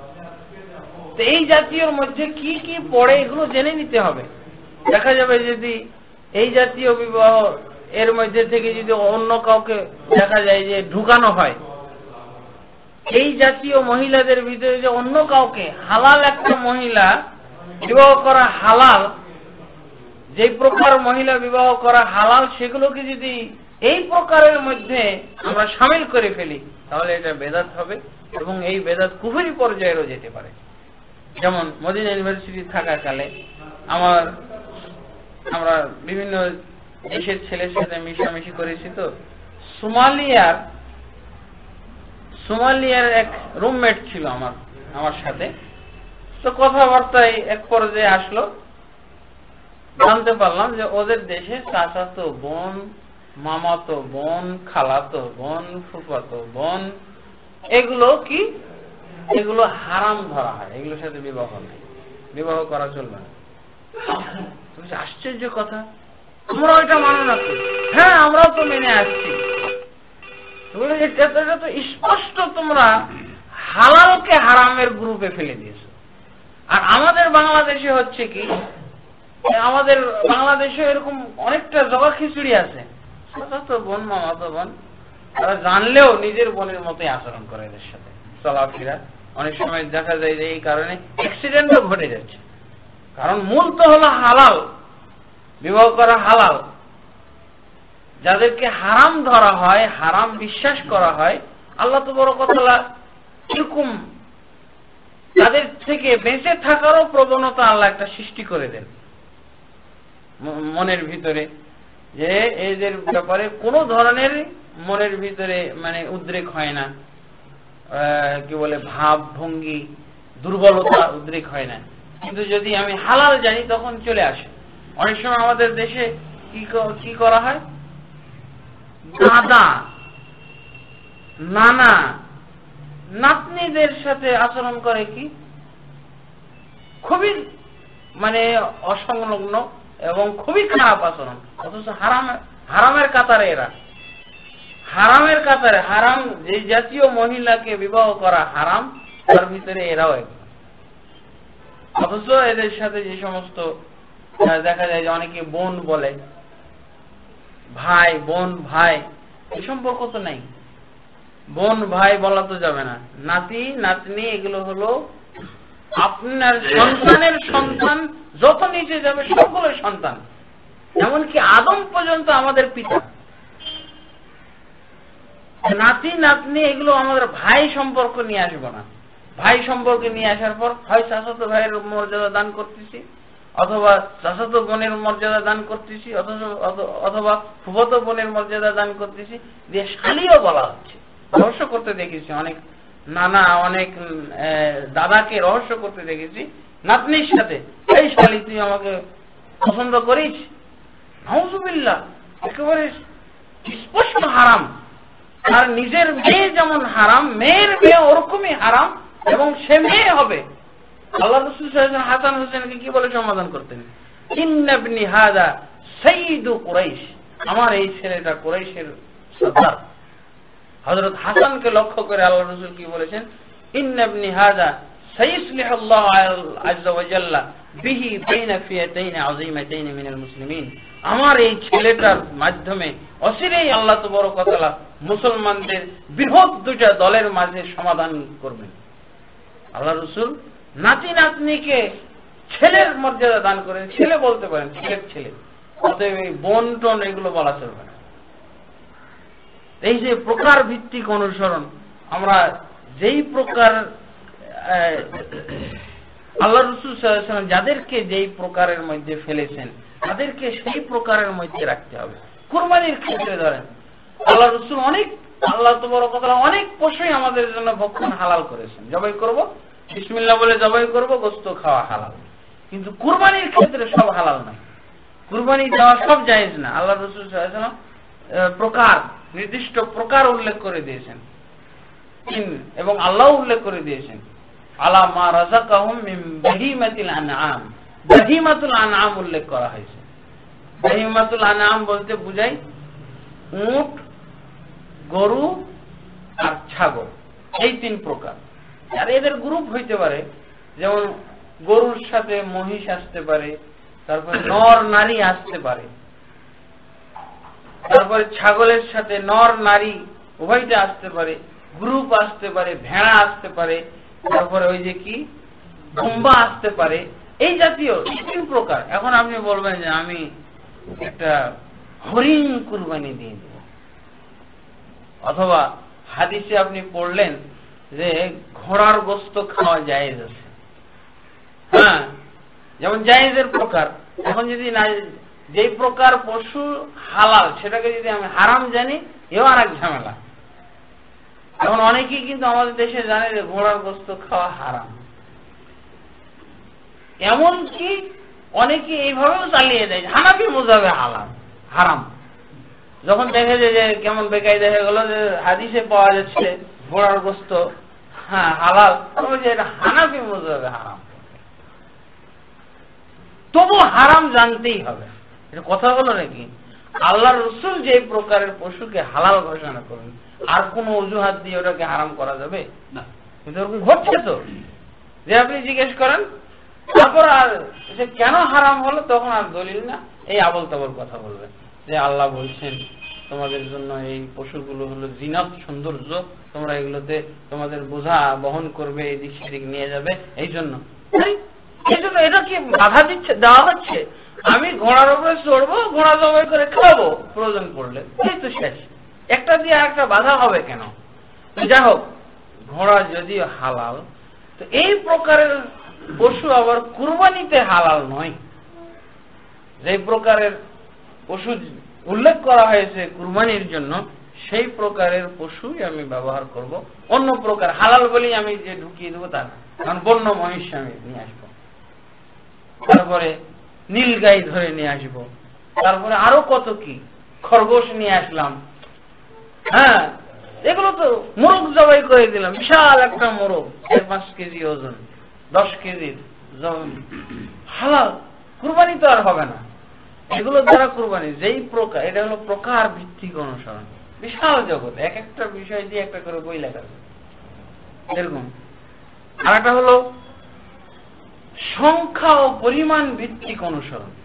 সংখ্যা ও পরিমাণ ভিত্তিক অনুসরণ। সংখ্যা দিয়ে কি বুঝলাম? ইবাদতের ক্ষেত্রে আল্লাহ রাসূল সাল্লাল্লাহু আলাইহি ওয়াসাল্লাম যেই সংখ্যা আমাদেরকে দিয়ে গেছেন, সেই সংখ্যা বাধ্যতামূলক আমরা পালন করব। আমি কিছু মাইনাস করতে পারবো না, তাই না? প্লাস মাইনাস অঙ্ক যেহেতু জানি আমি করি কিছু এরকম না, এটা চলবে না। বরং আল্লাহর ইলতিজাম, বাধ্যতামূলক ওই সংখ্যা ওই পরিমাণই ঠিক রাখতে হবে। যেমন 5 ওয়াক্ত সালাত আল্লাহ রাসূল সাল্লাল্লাহু আলাইহি ওয়াসাল্লাম দিয়ে গেছেন, এই 5 ওয়াক্ত সালাত কমানো যাবে না, বাড়ানো যাবে না। যদি কেউ কমিয়ে ফেলে, আর আরেকটা উপকারিতা হলো আল্লাহ রাসূল সাল্লাল্লাহু আলাইহি ওয়াসাল্লাম ইবাদতের ক্ষেত্রে যদি কোনো সংখ্যা উল্লেখ করে দেন, আর সেই সংখ্যার বাধ্যকতা যদি হালকা না করেন উনি নিজে, তাহলে জানতে হবে ওই সংখ্যা পূর্ণ না করা পর্যন্ত ওই ইবাদতটা টোটালি হবে না, এক বিন্দু পরিমাণ হবে না। এই সংখ্যা ভিত্তিক অনুসরণে এত দাম, অথবা ওটা বেরাত হয়ে যাবে। ওই যে সংখ্যার ইলতিজাম হলো না, বাধ্যবাধকতা পালন করা হলো না, এই জন্য ওইটা বেদাত হয়ে যাবে এবং টোটালি বাদ হয়ে যাবে। যেমন ধরেন, আগে অপরিচিত উদাহরণগুলো নিয়ে, আমি এই যে আসরের নামাজ পড়লাম 4 রাকাত, এখন দেখা যাচ্ছে আমার মাত্র 3 মিনিট আছে, আমি 3 রাকাত পড়ে চলে যাব, কারণ আমার একটা কাজ আছে খুব জরুরি, টাইমের সাথে জড়িত, টাইমের সাথে। তো আমি কি করলাম, আসরের নামাজ 3 রাকাত পড়ে সালাম ফিরে চলে গেলাম। আর আমি মনে মনে হিসাব করলাম যে 75% আসরের নামাজ আজকে পড়লাম। হবে কি হবে?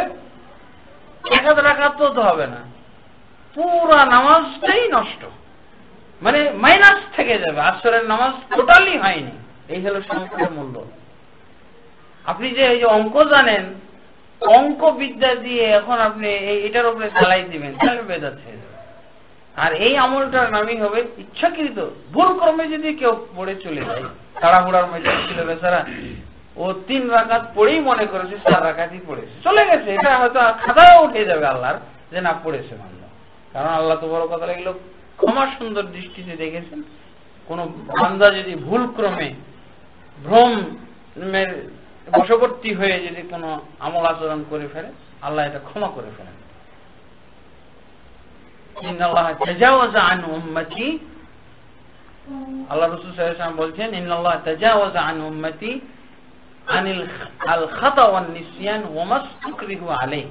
আল্লাহ তাবারাকাল্লাহ সম্পূর্ণভাবে ক্ষমা করে দিয়েছেন আমার উম্মতের এই 3 শ্রেণীর পাপ, যেটা ভুলের কারণে এবং ভ্রমমূলক ঘটে যায়।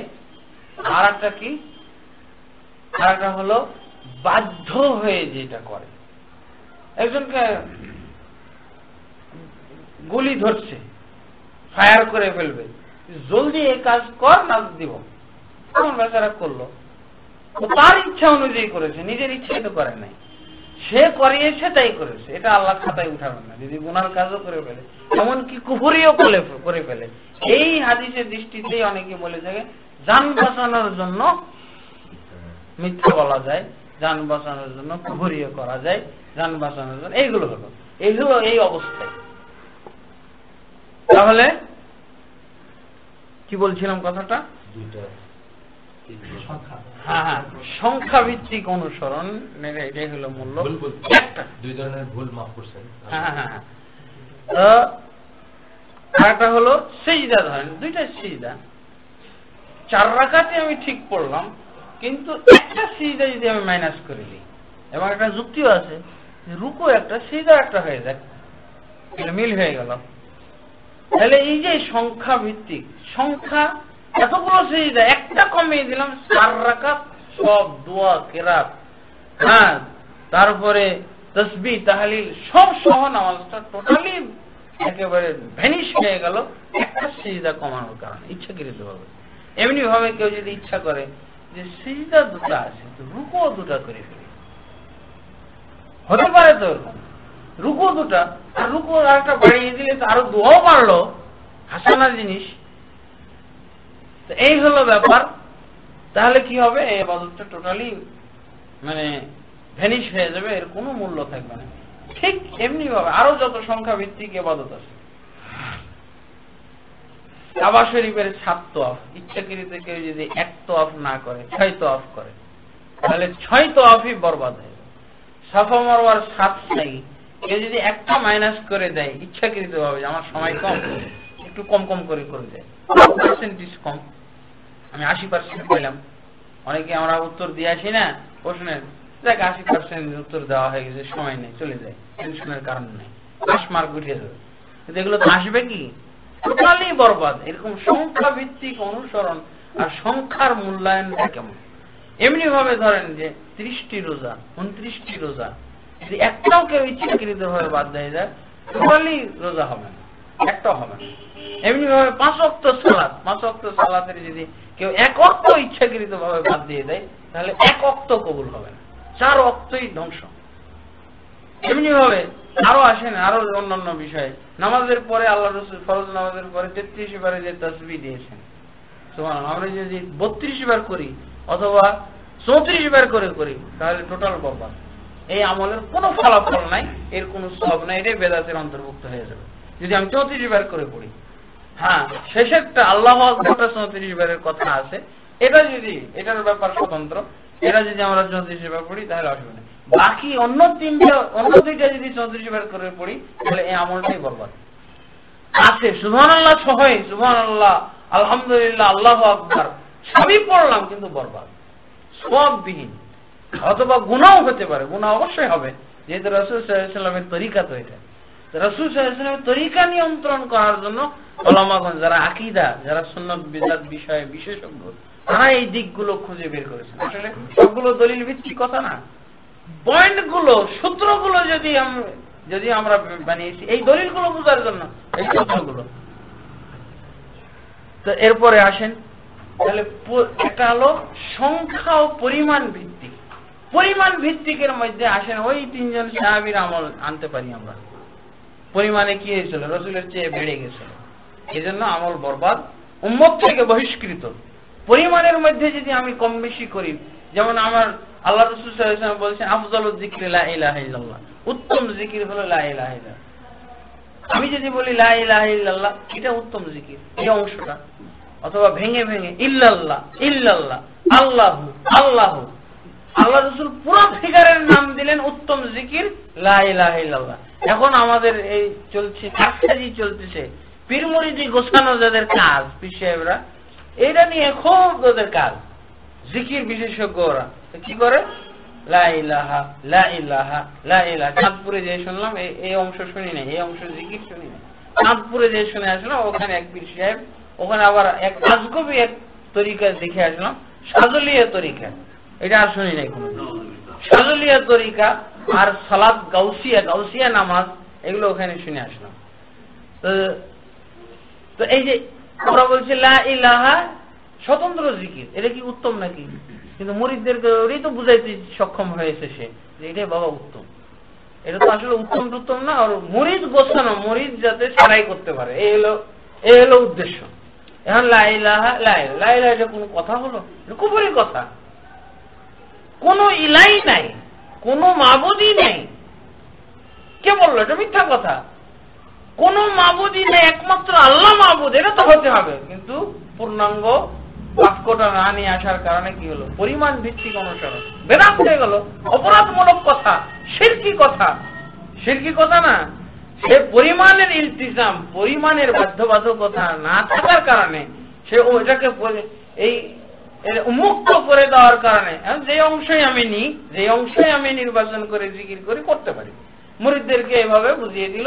এখন লা ইলাহা ইল্লাল্লাহ, লা ইলাহা, লা ইলাহা, লা ইলাহা। আরেক দল বলছে ইল্লাল্লাহ, ইল্লাল্লাহ, ইল্লাল্লাহ।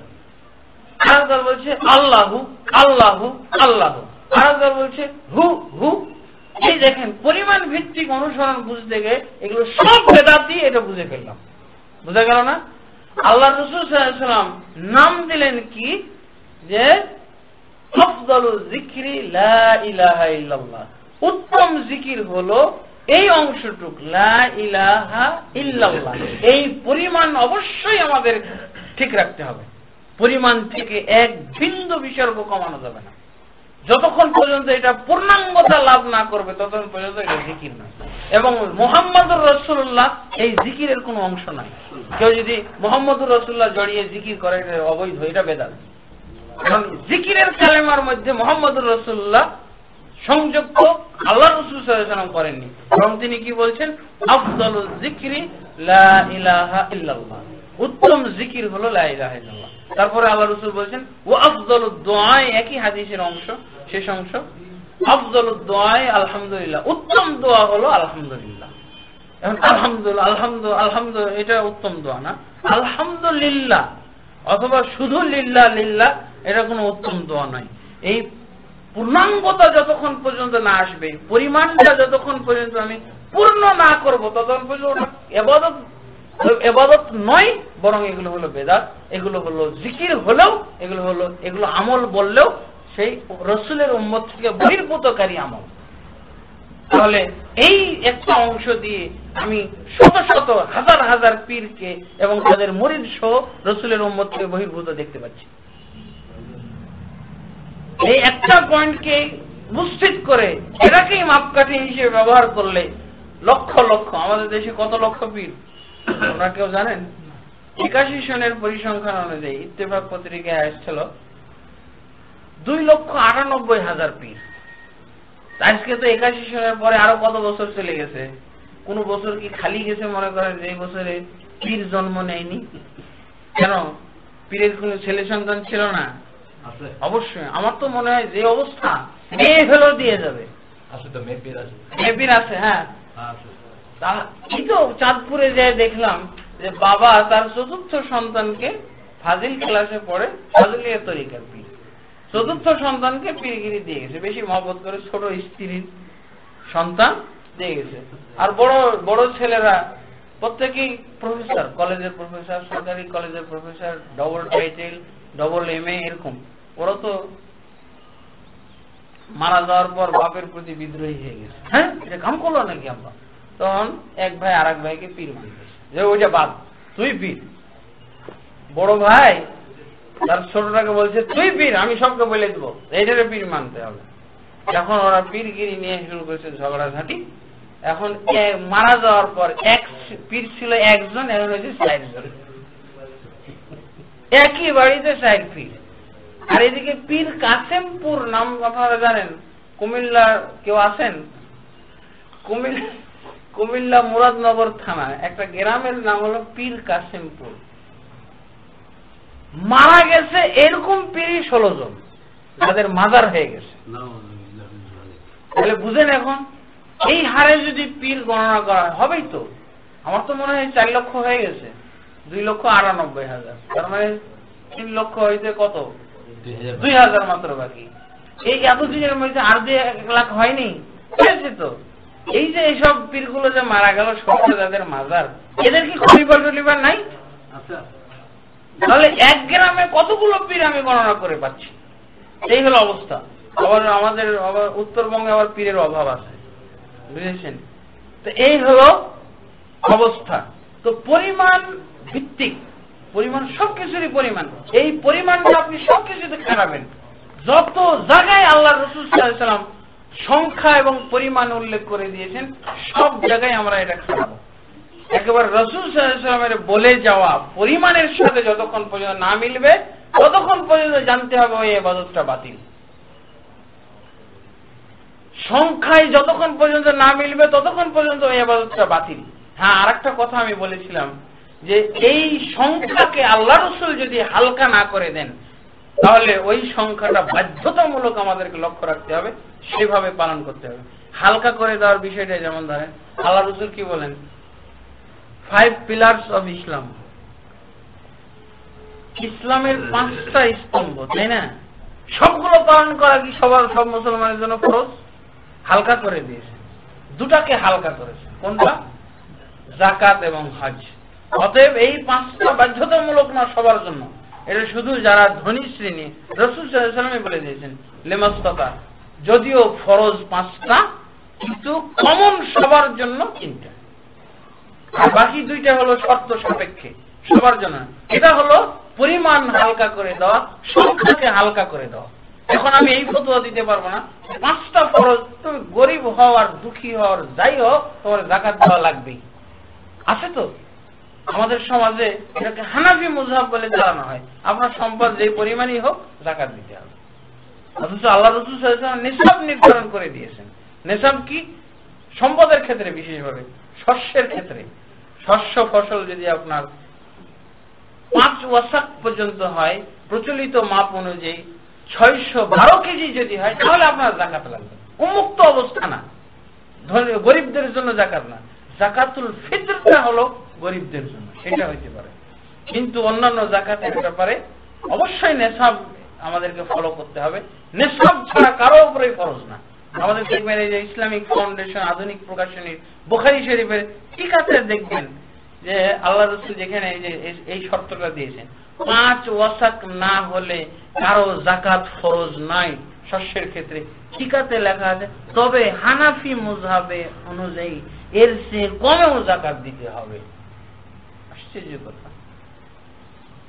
যেখানে আল্লাহ, এটা বেদাত, অবশ্যই বেদাত। এভাবে যাকাত আদায় করা বা এরকম যাকাত চাপিয়ে দেওয়া, এটা বেদাতি আমল।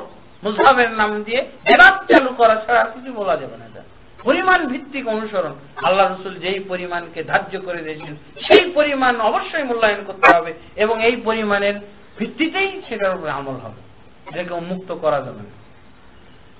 তারপর আছে পদ্ধতি ভিত্তিক অনুসরণ। এগুলো কিন্তু অনেক ছাড়া পড়তেছে, শুধু নমুনা স্বরূপ দিয়ে একটা উদাহরণ আমরা সেট করতেছি, অন্যথায় দেখবেন এগুলো আমরা নোট করে নিলে ভালো হইতো। অবশ্য নোট করার মতোই, যেহেতু প্রত্যেকটা পয়েন্ট আমরা বলতেছি। এটা হলো পদ্ধতি ভিত্তিক অনুসরণ। আল্লাহ রাসূল সাল্লাল্লাহু আলাইহি ওয়াসাল্লাম যেই আমলটা যেই পদ্ধতিতে করেছেন, সেই আমলটা সেই পদ্ধতিতেই আমাকে করতে হবে। এর যদি কোন রকমের চেঞ্জিং আমি আনি, তাহলে সেটাই হবে বেদাত। কিয়ামতের দিন আল্লাহ রাসূল সাল্লাল্লাহু আলাইহি ওয়াসাল্লাম কিছু উম্মতের পরিচয় নেবেন না, ফেরেশতারা তাদেরকে তাড়িয়ে নিয়ে যাবে। আল্লাহ রাসূলের হাউজে কাউসারে আসতে দেওয়া হবে না, পানি পান করানোর সুযোগ দেওয়া হবে না। তখন তাদের দোষ কি ছিল এটা উল্লেখ করতে গিয়ে বলা হয়েছে যে, ইয়া মুহাম্মদ ইন্নাকা লা তাদরি মা আহদাসু বা'দা, হে মুহাম্মদ তুমি জানো না এরা নতুন নতুন কি আবিষ্কার করেছিল তোমার ছেড়ে আসা দিনের ভিতরে। এই নতুন আবিষ্কার একটা। আর একটা দোষ বলা হবে যে লিমান বাদদালু বা'দা, কি কি পরিবর্তন ঘটিয়েছিল তুমি তা জানো না। তো দুইটা দোষ, একটা হলো নতুন আবিষ্কার, আর একটা হলো রাসূলের প্রবর্তিত ইবাদতের ভিতরে পরিবর্তন এবং পরিবর্ধন ঘটা, সংকোচন প্রয়োজন। এগুলো চলবে না, কোনো সংকোচনও করা যাবে না।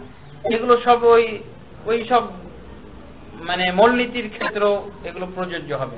সংকোচন যেমন ধরেন এই যে আমরা কিছুক্ষণ আগে বললাম পরিমাণ এবং সংখ্যা ভিত্তিক অনুসরণের ক্ষেত্রে। যেমন পদ্ধতি, আল্লাহ রাসূল সাল্লাল্লাহু আলাইহি ওয়াসাল্লাম যদি কোনো পদ্ধতি কোথাও কোনো পদ্ধতিতে কোনো ইবাদত করে থাকেন, ওই পদ্ধতিটা ওখানেই আমরা সীমাবদ্ধ রাখি, এটাকে আমি অন্য জায়গায় নিয়ে যাব না। যেমন ধরেন যে আল্লাহ রাসূল সাল্লাল্লাহু আলাইহি ওয়াসাল্লাম ইস্তিসকার নামাজে, ইস্তিসকার সময় দোয়া করার সময় আল্লাহ রাসূল হাত উঠিয়ে দোয়া করেছেন এবং সমস্ত মুসল্লিরা তার সাথে একতাবদ্ধভাবে দলবদ্ধভাবে দোয়া করেছে। এখন এটাকে আমি এই নমুনাটাকে, এই উদাহরণটাকে নিয়ে যে এখন নামাজের পরেও সেট করতেছি। আল্লাহ রাসূল ইস্তিসকার সময় যেহেতু সম্মিলিতভাবে দোয়া করেছেন, অতএব আমরা নামাজের পরে দোয়া করলে অসুবিধা কি? তো পদ্ধতি, যেই পদ্ধতি যেখানে তিনি অবলম্বন করেছেন, কোথাও যদি দলবদ্ধভাবে কোনো ইবাদত করে থাকেন জামাতবদ্ধভাবে, তাহলে ওটা জামাতবদ্ধভাবে ইবাদত করাই সুন্নাত। আর যদি ওটাকে একাকী করা হয় তাহলে ওটা হবে হয়তো বা বেদাত হয়ে যেতে পারে। যেমন ধরেন আমরা ফরজ নামাজ পড়বো জামাতে, সুন্নতটা পড়বো আমরা একাকী।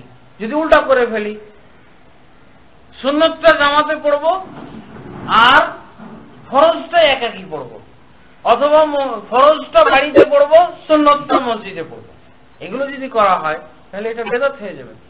তো একাকী ভাবে যেখানে আল্লাহ রাসূল কোন ইবাদত করেছেন ওটাকে দলবদ্ধ রূপ দান করলে ওটা বেদাত হয়ে যাবে। এলো পদ্ধতি।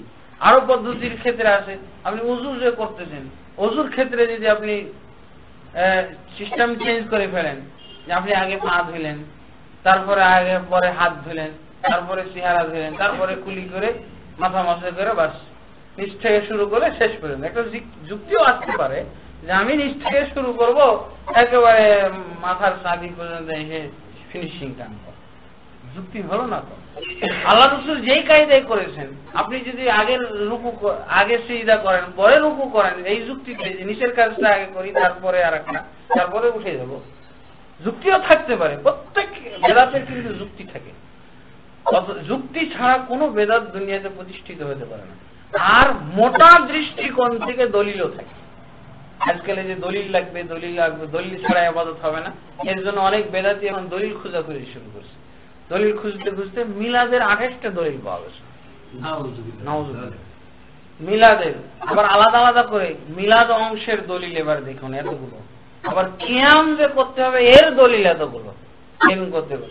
এই কয়েকদিন আগে আমার কাছে একটা বই নিয়ে আসছে মানিকগঞ্জের পীর সাহেব, নাম তো জানেন, ওনার এক ছোট জামাই আমার খুব ঘনিষ্ঠ বন্ধু ডক্টর ইসমাইল, উনি আমাকে নিয়ে যেতে চাইছিলেন যে আমার শ্বশুরকে কিছু আপনি ওয়াজ করবেন। মানিকগঞ্জের পীর সাহেব ওই যে আজহারউদ্দিন সিদ্দিকী, হ্যাঁ, তো ওনার এক ভক্ত আমার কাছে একটা বই নিয়ে এসেছে পীর ধরার অকাট্য দলিল। দেখি খুঁজে প্রথমেই দেখছি হে ইমানদারগণ তোমরা আল্লাহকে ভয় করো এবং সত্যবাদীদের সাথে থাকো, এদিকে পীর ধরার দলিল নাকি। তারপরে তখন আমি একটু খালি 1 মিনিটের মধ্যে এটা দেখেই আমি বললাম ভাই আমার কাছে আরেকটা বই আছে পীর মারার অকাট্য দলিল, তাই নাকি? হ্যাঁ আছে, ওই বই এখন নাই, ওই বইয়ের একটা দলিল আপনাকে শোনাই দিই। আল্লাহ বলছেন ফজরিব বিআসাকা, তুমি তোমার লাঠি দিয়ে পীর সাহেবের মাথায় মারো। এটা তো আল্লাহই বলল, ফজরিব বিআসাকা, কোরআনের কথা।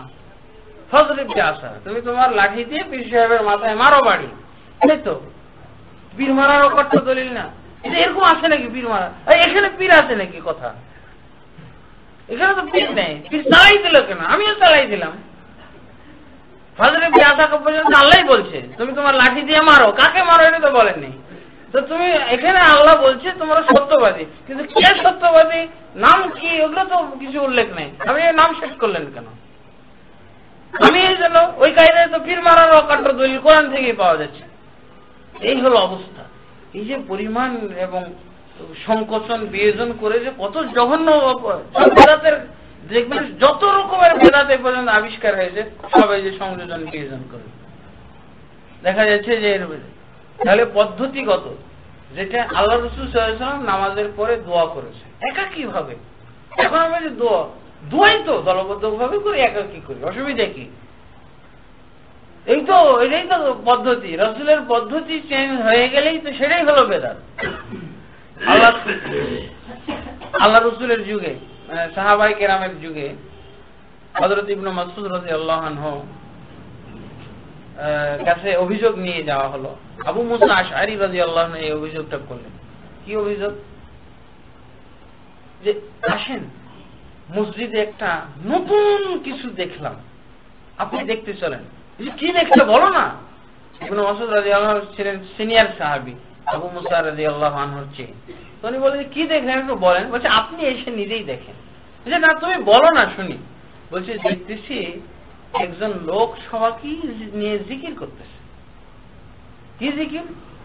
বলতেছে একজন লিডার সাজছে, সেই লিডারটা বলতেছে হাল্লিলু মিয়াত মাররা, তোমরা 100 বার লা ইলাহা ইল্লাল্লাহ পড়ো, সবাই মিলে লা ইলাহা ইল্লাল্লাহ লা ইলাহা ইল্লাল্লাহ লা ইলাহা ইল্লাল্লাহ। কারণ 100 যখন পূর্ণ হয়ে যাচ্ছে বলছে কাব্বিরু মিয়াত মাররা, 100 বার আল্লাহু আকবার পড়ো, আল্লাহু আকবার আল্লাহু আকবার আল্লাহু আকবার, এরকম বলতেছে, এরকম ভাবে বলতেছে। যাই হোক, তখন ইবনে মাসউদ রাদিয়াল্লাহু আনহু বললেন, আচ্ছা তাদেরকে তুমি বলে দিলে না কেন, আমার কাছে আসা পর্যন্ত এই সময় দিলা কেন ওদেরকে? ওই যে না, আপনি যখন আল্লাহ রাসূলের বিশিষ্ট বড় সাহাবী, আপনার বর্তমানে আমি কিছু বলতে চাইনি, আপনি যে বলেন। বলছি তাদেরকে বলে দাও যে তারা যদি এই নেকির কাজ এগুলো না করে যদি গুনাহ গণনা করে, জীবনে কি কি গুনাহ করেছি, এটাই সওয়াব বেশি। জিনা করেছি, সুদ খেয়েছি, মুখ করেছি, মুখকে মেরেছি, মিথ্যা বলেছি, এগুলো গণনা করতে পারো, এতে সওয়াব বেশি। ওরা ওগুলো কেন করতেছে? তারপরে তখন ইবনে মাসউদ নিজে যেয়ে বললেন, নিজে যেয়ে কি বলেন, তোমরা এগুলো কি করতেছো? তখন ওই নেতা বলতেছে, ইয়া আবা আব্দুর রহমান মা আরাদনা বিহি ইল্লাল খাইর, হে আবু আব্দুর রহমান, আপনি যা দেখতেছেন এগুলো কিন্তু আমরা সৎ নিয়তেই করতেছি, সওয়াবের উদ্দেশ্যে করতেছি, আল্লাহকে রাজি খুশি করার জন্যই করতেছি। ইবনে মাসউদ রাদিয়াল্লাহু বলেন, কাম মিন মুরিদিন খাইরি লা ইদরিকুহু, কতই এরকম কল্যাণকামী কল্যাণ থেকে ব্যর্থ হয়ে যায়, তারা বঞ্চিত হয়ে যায়, তোমরাই উদাহরণ।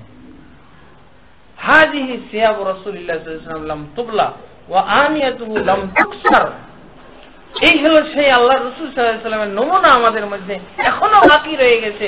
আল্লাহ রাসূল যেই পোশাকগুলো পরতেন সেই পোশাকগুলো আমাদের কাছে এখনো ছেড়ে যায়নি।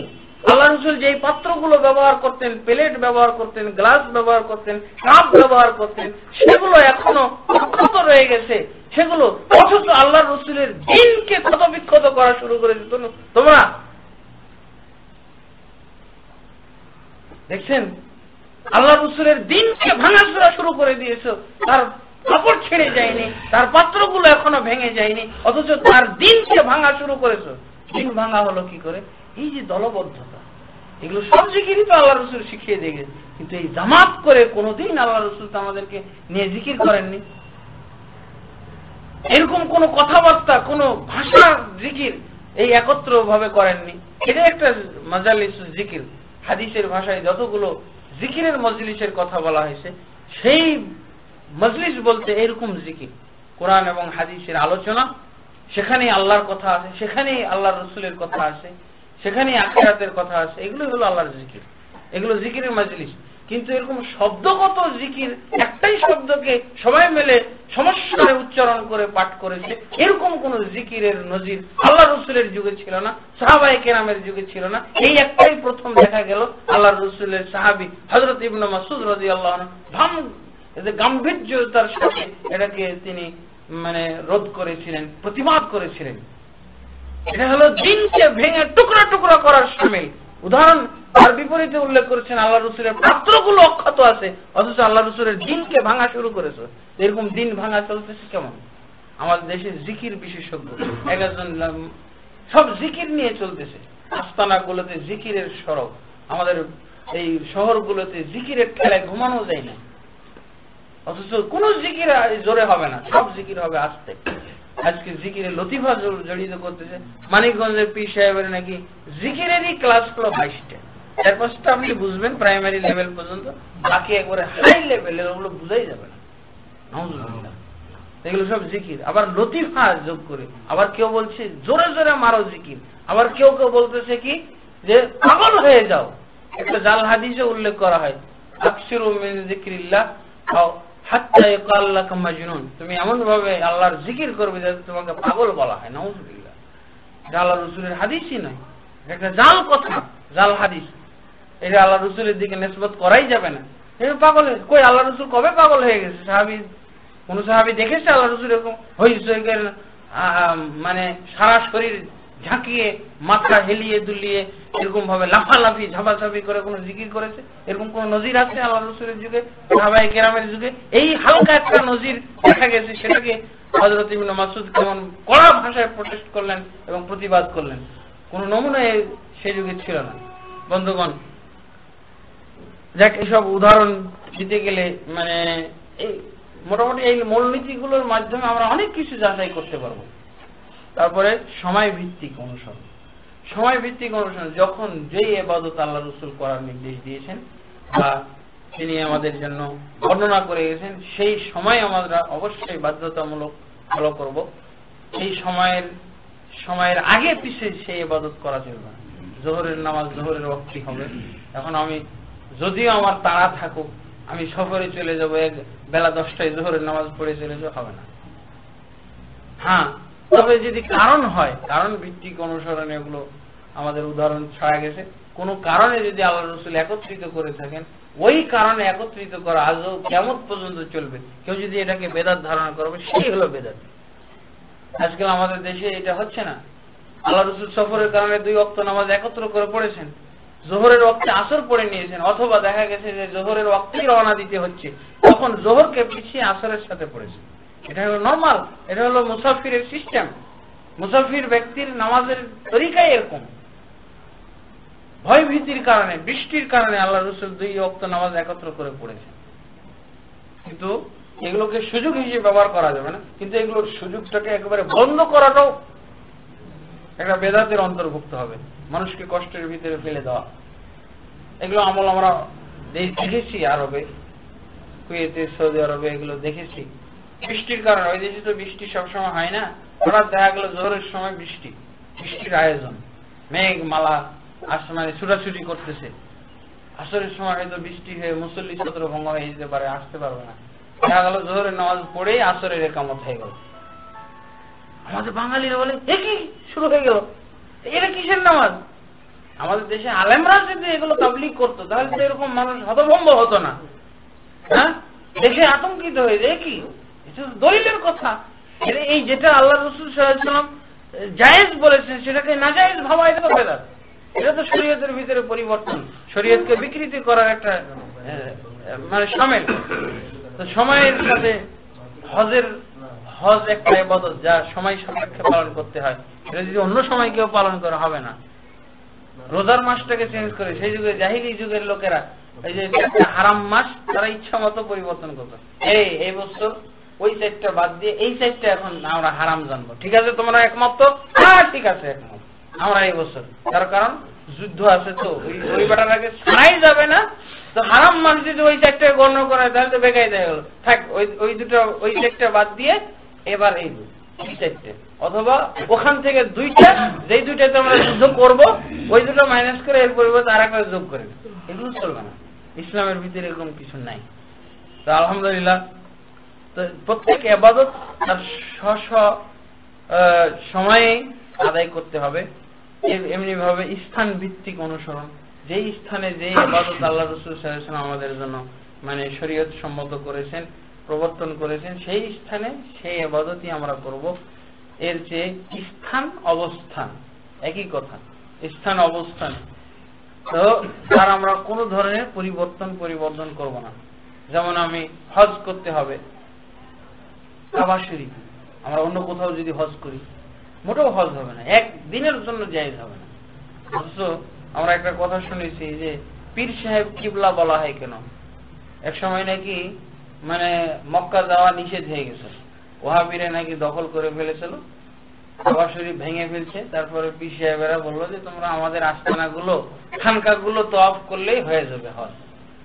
আউযুবিল্লাহ, কোনোদিনই হবে না। সেখান থেকেই নাকি পীর সাহেবরা কিবলা খেতাব পেয়ে গেছে, লকব। কারণ কিবলার বিকল্প ছিল কিছুদিন পরে জানতে পারলো যে না না না, মোহাম্মদ বিন আব্দুল ওয়াহাব 4টা মুসল্লা ভেঙেছে, কাবা শরীফ ভাঙে নাই। এটা একটা গুজব, ওই তখন থেকেই দেখা গেল। তো যাক, এগুলো কথা না। কাদিয়ানি লোকেরা কোনোদিন ওই যে মক্কায় হজ, কাদিয়ানি যাওয়াটাই ওদের হজ। যদি কাদিয়ানি জিয়ারত করে কেউ, পরিদর্শন করে, তাহলে ওটাই হজ হয়ে গেল। অনেক শিয়া আছে, শিয়াদের দৃষ্টিতে কারবালা জিয়ারত করলেই হজের সওয়াব হয়ে গেল। আমাদের বাংলাদেশে এখন টঙ্গীতেও হজের সওয়াব হয়ে যাচ্ছে। হ্যাঁ, কোন বিকল্প মক্কা শরীফের বিকল্প হতে পারে কোন জায়গায়, কোন স্থান। তারপরে তুলনা করা হচ্ছে, আরাফাতের সমতুল্য করা হচ্ছে, কোনখানের লোকজন বেশি। তারপরে এত লোকে আখিরি মোনাজাত, তো এত লোক আখিরি মোনাজাত করতেছে, এটা কি বেদাত হবে নাকি? তাহলে তাদেরকে বলা হবে আরাফাতের যেই ইজতেমার প্রচলন আল্লাহ রসুল নিজে ঘটিয়েছেন, সেই ইজতেমা মাঠে যে আখেরি মোনাজাত বলতে কিছু নাই, তো সেটা কি ভুল নাকি? কোনটা দিয়ে কোনটা শুদ্ধ করা হবে? তারপরে কথা হলো ওটা তো তুলনা করাটাই তো একটা বেদাত, জঘন্যতম বেদাত। আমার সংগ্রহে একটা কিতাব আছে মুজামুল বেদাত, বেদাতের ডিকশনারি। এক ভাই এসব দেখে মুসলমানদের এই অবস্থা, বেদাত ইবাদতের আবিষ্কার, কত নমুনার ইবাদত আবিষ্কার করেছে, এগুলো দেখে উনি একত্রিত করতে চাইছেন। দিয়ে একত্রিত করতে যে ডিটেলস কোনো আলোচনা করতে পারেনি, উনি ডিকশনারি আকারে শুধু তালিকাটা দিয়ে দিয়েছেন। 700 পৃষ্ঠার কিতাব। তার ভিতরে আমাদের টঙ্গীর ইজতেমা পর্যন্ত এসে মিন আকবারিল বিদা, টঙ্গীর ইজতেমাটাকে দেখলাম, উনি সরজমিনে পরিদর্শন করেছেন, ভাষা শুনে তাই মনে হলো। আমি ওই দেশে বেড়াতে গেলাম, দেখলাম মিন আকবারিল বিদা, বৃহৎ প্রকারের একটা বেদাত হলো টঙ্গীর ইজতেমা। এই টঙ্গীর ইজতেমা আরো 7 প্রকার অপরাধকে জমা করে, উনি 7টা প্রকার। তার মানে বোঝা গেছে অনেকের সাথে উনি সিটিং মিটিং করেছেন, এর মাধ্যমে জানতে পেরেছেন ওখানে ওই দিনটাকে বরকতপূর্ণ মনে করা হয়। ওই দিনে যারা মোনাজাত করে, মোনাজাতের শরীক হয়, তারা মনে করে গোটা বছরের যত পাপ পঙ্কিলতা সব ধুয়ে মুছে সব হয়ে গেল, যত ইসলাম বিরোধী কাজ করেছে সব মতন হয়ে গেল। এগুলো এই জন্য দেখা যায় সব শ্রেণীর লোক ওখানে যায়, পুরা ইসলামের বিকল্প মনে করে এই মোনাজাতটাকে। এই কারণে এটা বৃহৎ বেদাত। কোন নামাজ নাই, রোজা নাই, হজ নাই, কালাম নাই, কোন দোয়া নাই, তাসবিহ নাই, হালাল নাই, হারাম নাই, পাক নাই, পবিত্রতা নাই, কিচ্ছু নাই, চলে গেল। আখেরি মোনাজাতে শামিল হয়ে গেল, মনে হয় হালকা হয়ে গেল, এটার বিকল্প। অনেকে জায়গাটাকে বরকতপূর্ণ মনে করে, অথচ আল্লাহ তো বড় কথা এই জায়গাকে বরকতপূর্ণ ঘোষণা করেননি কোথাও কোরআনে বা হাদিসে। অনেকে এই টঙ্গীর মাঠে বিবাহ শাদী দেওয়াটাকে মনে করে যে এটা খুব বরকতপূর্ণ বিবাহ, স্থায়িত্ব লাভ করবে, অথচ এরকম কথা কোরআন হাদিসে কোথাও নেই। এইভাবে উনি বিদেশে একজন মানুষ এসে গণনা করে দেখেছেন 7 প্রকারের এখানে মুখালাফাত, 7 প্রকারের ইসলাম বিরোধী আকীদা বিশ্বাস জড়িয়ে ফেলা হয়েছে এর মধ্যে। অতএব এটা হলো মিন আকবারিল বিদআত, বাংলাদেশে বড় বেদাত সমূহের একটা বেদাত, বরং এটা জনগণকে একসময় বিপর্যস্ত করবে। আমরা নিজেই এফেক্টেড, আমাদের 10 কাঠা জমি কর হয়ে চলে গেছে। এইভাবে যদি প্রতি বছর 2-4 লাখ বেশি হয় লোক, টঙ্গীর শহরই তো আর থাকবে না, টঙ্গীর মানুষ সব হারিয়ে দিয়ে কর করে নিতে।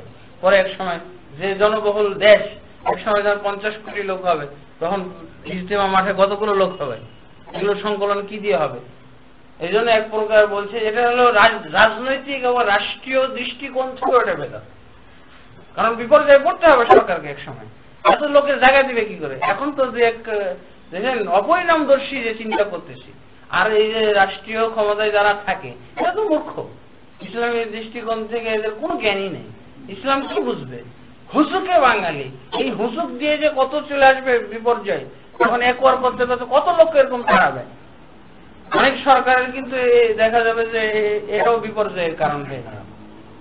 তো নাউযুবিল্লাহ, এইসব এই স্থান ভিত্তিক বেদাত আমাদের সমাজে কত আছে, যাচ্ছে না। বিশ্ব মুমিন মঞ্জিল কোথায়? এটা ভান্ডার শরীফ, ওখানে বিশ্ব মুমিন মঞ্জিল, ওখানে যে কতটি কিনে আসে কিছু শিরক আর বেদাত বস্তা ভরে নিয়েছে, ইমানকে কুরবানি দিয়ে একেবারে ইমানহীন হয়ে চলে আসে। বিশ্ব আশিক রাসূল দিওয়ানবাগ দরবার শরীফ, ওখানে যায় নাকি সব রাসূলের ইশক প্রকাশ করার জায়গা একটা, ওখানে যে কি শেখায়, শুধু কতগুলো বেদাত এবং শিরক শিক্ষা দেয়, আর মানুষ চলে আসে। এসব স্থানে আক্রোশী ছুটতেছে, এসব দরগাহ মাজার, এগুলো সব হলো বেদাতি এবং শিরকি আড্ডাখানা। আল্লাহ আমাদের সকলকে তৌফিক দান করুন, যাতে করে আমরা সঠিকভাবে সুন্নাত এবং বেদাত চিহ্নিত করে আমল করতে পারি। আল্লাহুম্মা আমিন। আস্তাগফিরুল্লাহ লি ওয়া লাকুম ওয়া লিসাইরিল মুসলিমিন ফাস্তাগফিরু ইন্নাহু হুয়াল গফুরুর রহিম। সুবহানাকাল্লাহুম্মা ওয়া বিহামদিকা আশহাদু আল লা ইলাহা ইল্লা আনতা আস্তাগফিরুকা ওয়া আতুবু ইলাইক। আসসালামু আলাইকুম ওয়া রাহমাতুল্লাহি ওয়া বারাকাতুহু। তো কতক্ষণ কোনটা দিব? প্রশ্ন পড়ি একটু, অনেক প্রশ্ন দিচ্ছি, অনেক প্রশ্ন। আলহামদুলিল্লাহ, এক্সেপশন হিসেবে একটা বড়ই শুনলাম। তো এখানে প্রথম প্রশ্নটা ছিল, আসসালামু আলাইকুম, আমার প্রশ্ন হলো কেউ যদি সারা জীবনে একটি বিদআত করে তাহলে কি তার সকল আমল নষ্ট হয়ে যাবে? হাতে নিই। আলহামদুলিল্লাহ, একটি বেদাতের প্রকার ভেদ আছে। আজকে বেদাতের কোন প্রকার ভেদ তো উল্লেখ করা হয়নি। বড় বেদাত যেগুলো, এগুলো একটি করলেই সারা জীবনের আমল ধ্বংস হয়ে যাবে। যদি তওবা না করে তাহলে ওই আমল আর টিকবে না। যদি এই বেদাত করার পরে মরে যায় তওবা ছাড়া, তাহলে ওই আমল টিকবে না। কিন্তু ছোটখাটো বেদাত যদি হয়, যেমন ধরেন এটা কোনো আকীদা বিশ্বাস সাথে জড়িত নয়, আমলের সাথে জড়িত, আমলের হালকা চেঞ্জিং এর মাধ্যমে যে বেদাতটা হয়, এটা সাধারণত ছোট বেদাতের অন্তর্ভুক্ত, যাও কবিরা গুনার চেয়ে মারাত্মক। ছোট বেদাতও কিন্তু কবিরা গুনার চেয়ে মারাত্মক। তাহলে এতে করে সেই ইবাদতটাই কেবল ধ্বংস হবে। তো আলহামদুলিল্লাহ, এরপরে এটা আসলে প্রাসঙ্গিক না, তবুও আমি করতেছি, চাঁদ দেখা এবং ঈদ কিংবা রমাদানের সিয়াম পালন নিয়ে যা ঘটছে তার সমাধান কি? এই ঘটছে বলতে কি বোঝাচ্ছেন আমি জানি না। ওয়েদার আমাদের দেশে যেটা চেঞ্জ হয় বা হঠাৎ করে দেখা গেল যে রাত্রে 10টা, সেটাও হতে পারে। আবার আরেকটা হতে পারে যে আজকাল আবার একসাথে সারা দুনিয়া ঈদ করবে কিনা সেরকম একটা চলতেছে। আমি ঠিক শিওর নাকি, তবুও আমি এখন একটু বলতেছি যে চাঁদ দেখা এবং ঈদ কিংবা রমাদানের সিয়াম পালন নিয়ে যা ঘটছে তার সমাধান কি?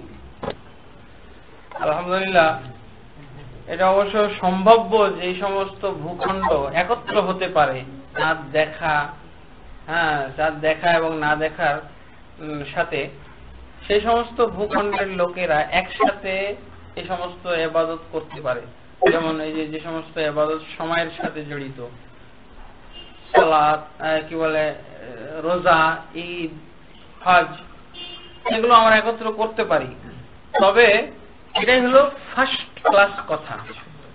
এই সমস্ত ভূখণ্ডের লোকেরা একত্র করবে, যত দেশ এখন জড়িত হতে পারে এর সাথে, একসাথে দেখা যায়। যেমন ধরেন আমরা আগে পাকিস্তান আর বাংলাদেশ একসাথে রোজা করতাম, এখন হয়তো অনেক সময় ছাড়াছাড়ি হয়ে যায়, তাদের সাথে আগে পিছিয়ে হয়ে যায়, শুধুমাত্র আমাদের এই রাজনৈতিক পার্থক্যের কারণে বা ভৌগোলিক আমরা যে একটা পার্থক্য করে ফেলেছি, প্রশাসনিক যে মানে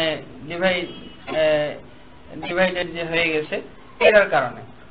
আসলে এটাই ছিল বেশি আমানতের মানে ব্যাপার, যদি একত্র হইতে পারতাম। কিন্তু ওলামাগণ এটাও বলছেন যে প্রত্যেক ভূখণ্ডের লোকেরা তাদের নিজেদের চাঁদ দেখার উপরে নির্ভর করে এই সমস্ত ইবাদত করতে পারে, তবে সেখানে আমানতদার লোকদের থাকতে হবে। কিন্তু যদি দেখা যায় যে জগা খিচুড়ি, তাহলে কিন্তু এই ক্ষেত্রে কেউ যদি তার দিনদারির আমানত, তার দিনদারিতার ব্যাপারে সচেতন হওয়ার কারণে সে যদি অন্য দেশের সাথে করে তো করতে পারে। যেমন আমাদের দেশে অনেক সময় জগা খিচুড়ি হয়ে যায়। যেমন গত রমজানের বিষয়, আমরা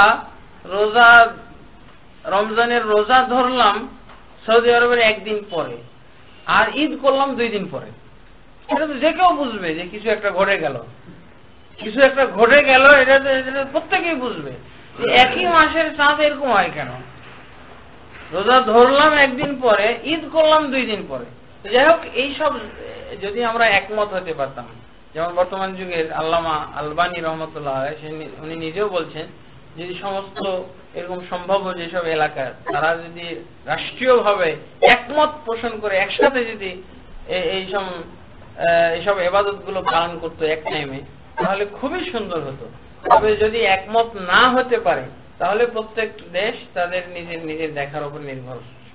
কিন্তু আমাদের এই কিছুটা এই জগা খিচুড়ি হয়ে যাওয়ার কারণে এবং কিছুটা অনিয়ম হয়ে যাওয়ার কারণে দেখা যায় অনেকেই আমাদের দেশে, আমি জানছি পেপারের কথা বলা, 63টা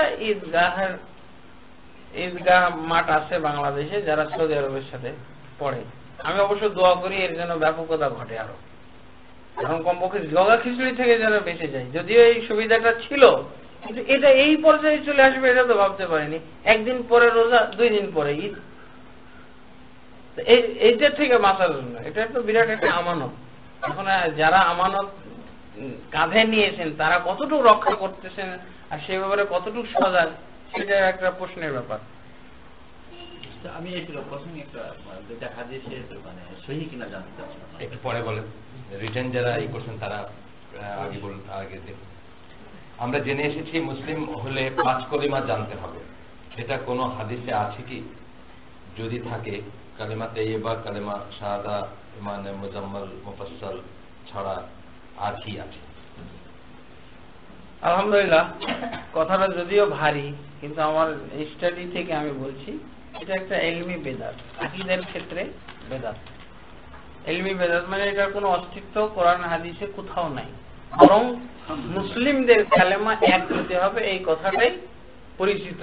কোরআন এবং হাদিসের পরিভাষায় মুসলমানদের কালেমা হবে এক। এখন সেটার নাম আপনি কত দিবেন দেন, কালেমা তাইয়্যিবা বলেন, কালেমা শাহাদা বলেন, কালেমা তাওহীদ বলেন, কালেমা তামজিদ বলেন, কালিমাতুল ঈমান বলেন, কালিমাতুল ইসলাম বলেন।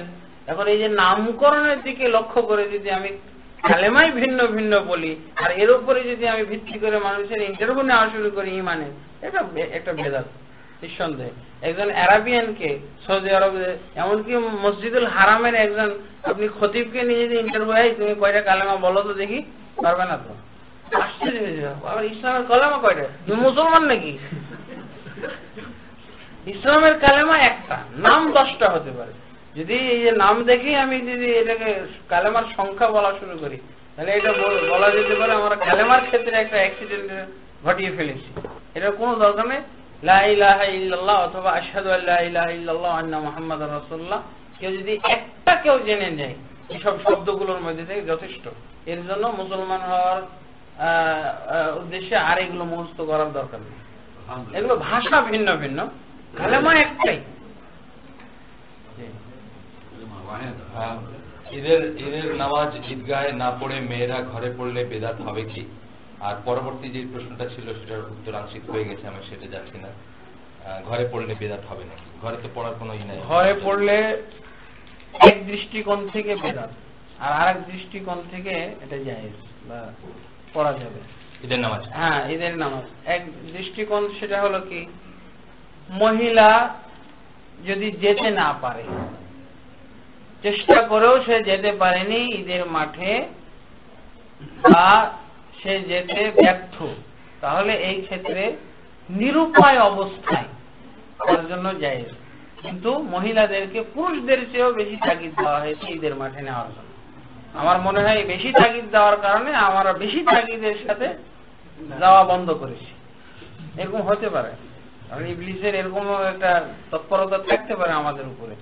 আমাকে এক ভাই কলা বাগান থেকে প্রশ্ন করলেন, আচ্ছা আকরাম ভাই, আমাদের ইমাম সাহেব মসজিদে ঢুকে আগে বসেন, তারপরে উনি উঠেন, এটা কেন? বলছে আল্লাহ রসুল যে বলেছেন খবরদার 2 রাকাত নামাজ না পড়ে বসবে না, এই হাদিসের কারণে উনি আগে বসেন, বসেই দেখায় কিভাবে বসা যায় না। এই হলো উদ্দেশ্য। আমাদের অবস্থাটা এরকম, যদি একান্ত না যেতে পারি, ব্যর্থ হই, তাহলে ঘরে জায়েজ আছে। কিন্তু আমি এটাকে নিয়মতান্ত্রিক করে ফেলবো যে মহিলারা বাড়িতেই পড়বে অথবা কোনো মসজিদে আলাদা জামাত করে পড়বে, এটা বেদাত, নিঃসন্দেহে এটা বেদাত, এটা করা যাবে।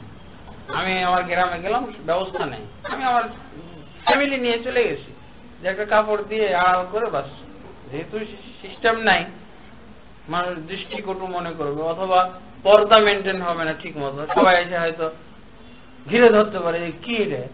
এই জন্য আমি কাপড় দিয়ে একটা বাউন্ডারি করে মহিলাদের, আমি আমার কাজ যতদূর পারি করব। আহলে হাদিস আলামিন মসজিদ এবং বাংলাদেশের বিভিন্ন আহলে হাদিস বিভিন্ন অঞ্চলে যে সময় আসর, মাগরিব ও ফজরের আজান দেওয়া হয়, সে সময় নামাজ কি জায়েজ নাই? আলামিন মসজিদের সাথে বোধহয় ডিফারেন্স তুলে ধরতে চাইছেন যে সেইভাবে করা জায়েজ কিনা। আসলে মহিলাদের ক্ষেত্রে যদি হয়, যারা যদি মসজিদে যেতে না চায়, তাহলে তার অক্তই সেই লক্ষ্য রাখবে, অক্ত হয়ে গেছে, আজান হোক আর না হোক পড়ে নিতে, তবে সেই অক্ত হয়ে গেছে পড়ে নিতে পারে। আর কোন মসজিদে যদি আউয়াল ওয়াক্তে আজান দেয়, মানে প্রথম ওয়াক্তে, তাহলে সেটা ফলো করাই উত্তম। কারণ আল্লাহ রাসূল সাল্লাল্লাহু আলাইহি ওয়াসাল্লাম বাস্তব আমল ছিল, প্রত্যেক নামাজ প্রথম ওয়াক্তে তিনি পড়তেন, একমাত্র ইশা বাদে। ইশার সালাতটা এবং জোহরটার ভিতরে কিছু পার্থক্য হতো।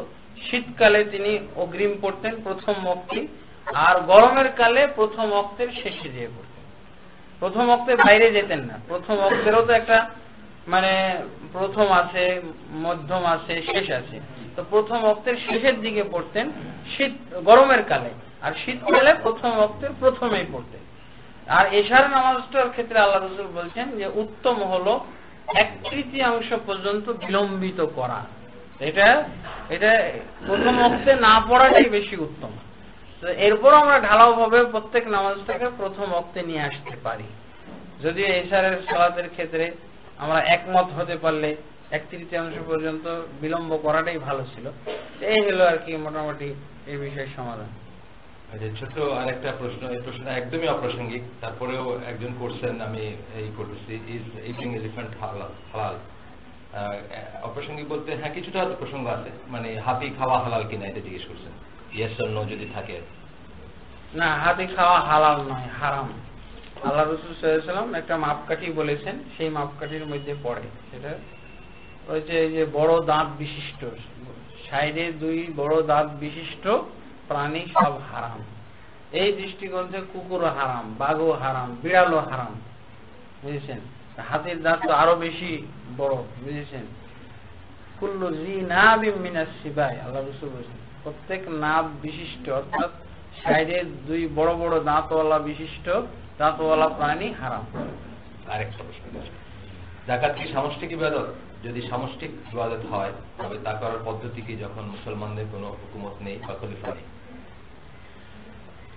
যাকাত সামষ্টিক ইবাদত হতে পারে যদি হুকুমত থাকে। যদি হুকুমত তাহলে সরকারি ভাবে আদায় করা যেতে পারে। আর যদি হুকুমত না থাকে তাহলে ব্যক্তিগতভাবে প্রত্যেককেই আদায় করতে হবে, এটা নিজ দায়িত্বে। আল্লাহ রাসূল সাল্লাল্লাহু আলাইহি ওয়াসাল্লাম বলছিলেন যে কেউ যদি যাকাত না দেয়, যাকাত প্রদান না করে, সেই ক্ষেত্রে কিন্তু সরকারের দরকার। কিন্তু কেউ যদি যাকাত দেয় তাহলে সেই ক্ষেত্রে তো সরকারের তেমন দরকার পড়ে না। কি যাকাত যদি আদায় করে প্রত্যেকেই, তাহলে এই ক্ষেত্রে সরকারের তেমন দরকার পড়ে না। যাকাত দিচ্ছে না একজন, তার কাছ থেকে কিভাবে আদায় করে নেওয়া হবে এখন সরকারের দরকার। আল্লাহ রাসূল সাল্লাল্লাহু আলাইহি ওয়াসাল্লাম বলছেন যে ব্যক্তি স্বেচ্ছায় যাকাত দিল সেটা তো হলো, কিন্তু কোনো ব্যক্তি যদি স্বেচ্ছায় যাকাত না দেয় তাহলে আমরা তার থেকে যাকাত জোরপূর্বক আদায় করব এবং শাস্তি স্বরূপ তার টোটাল সম্পদ থেকে অর্ধেক আমরা বাজেয়াপ্ত করে নেব। এটা দরকার সরকারের। কিন্তু আমি যদি ব্যক্তিগতভাবে আদায় করে দিই আমার যাকাত, তাহলে এটার জন্য তারপরে সরকারিভাবে হযরত উসমান রাদিয়াল্লাহু আনহু যুগে এসে এই সরকারিভাবে আদায়ের ক্ষেত্রে কিছুটা মানে চেঞ্জিং আনা হয়েছিল। কি বলা হয়েছিল?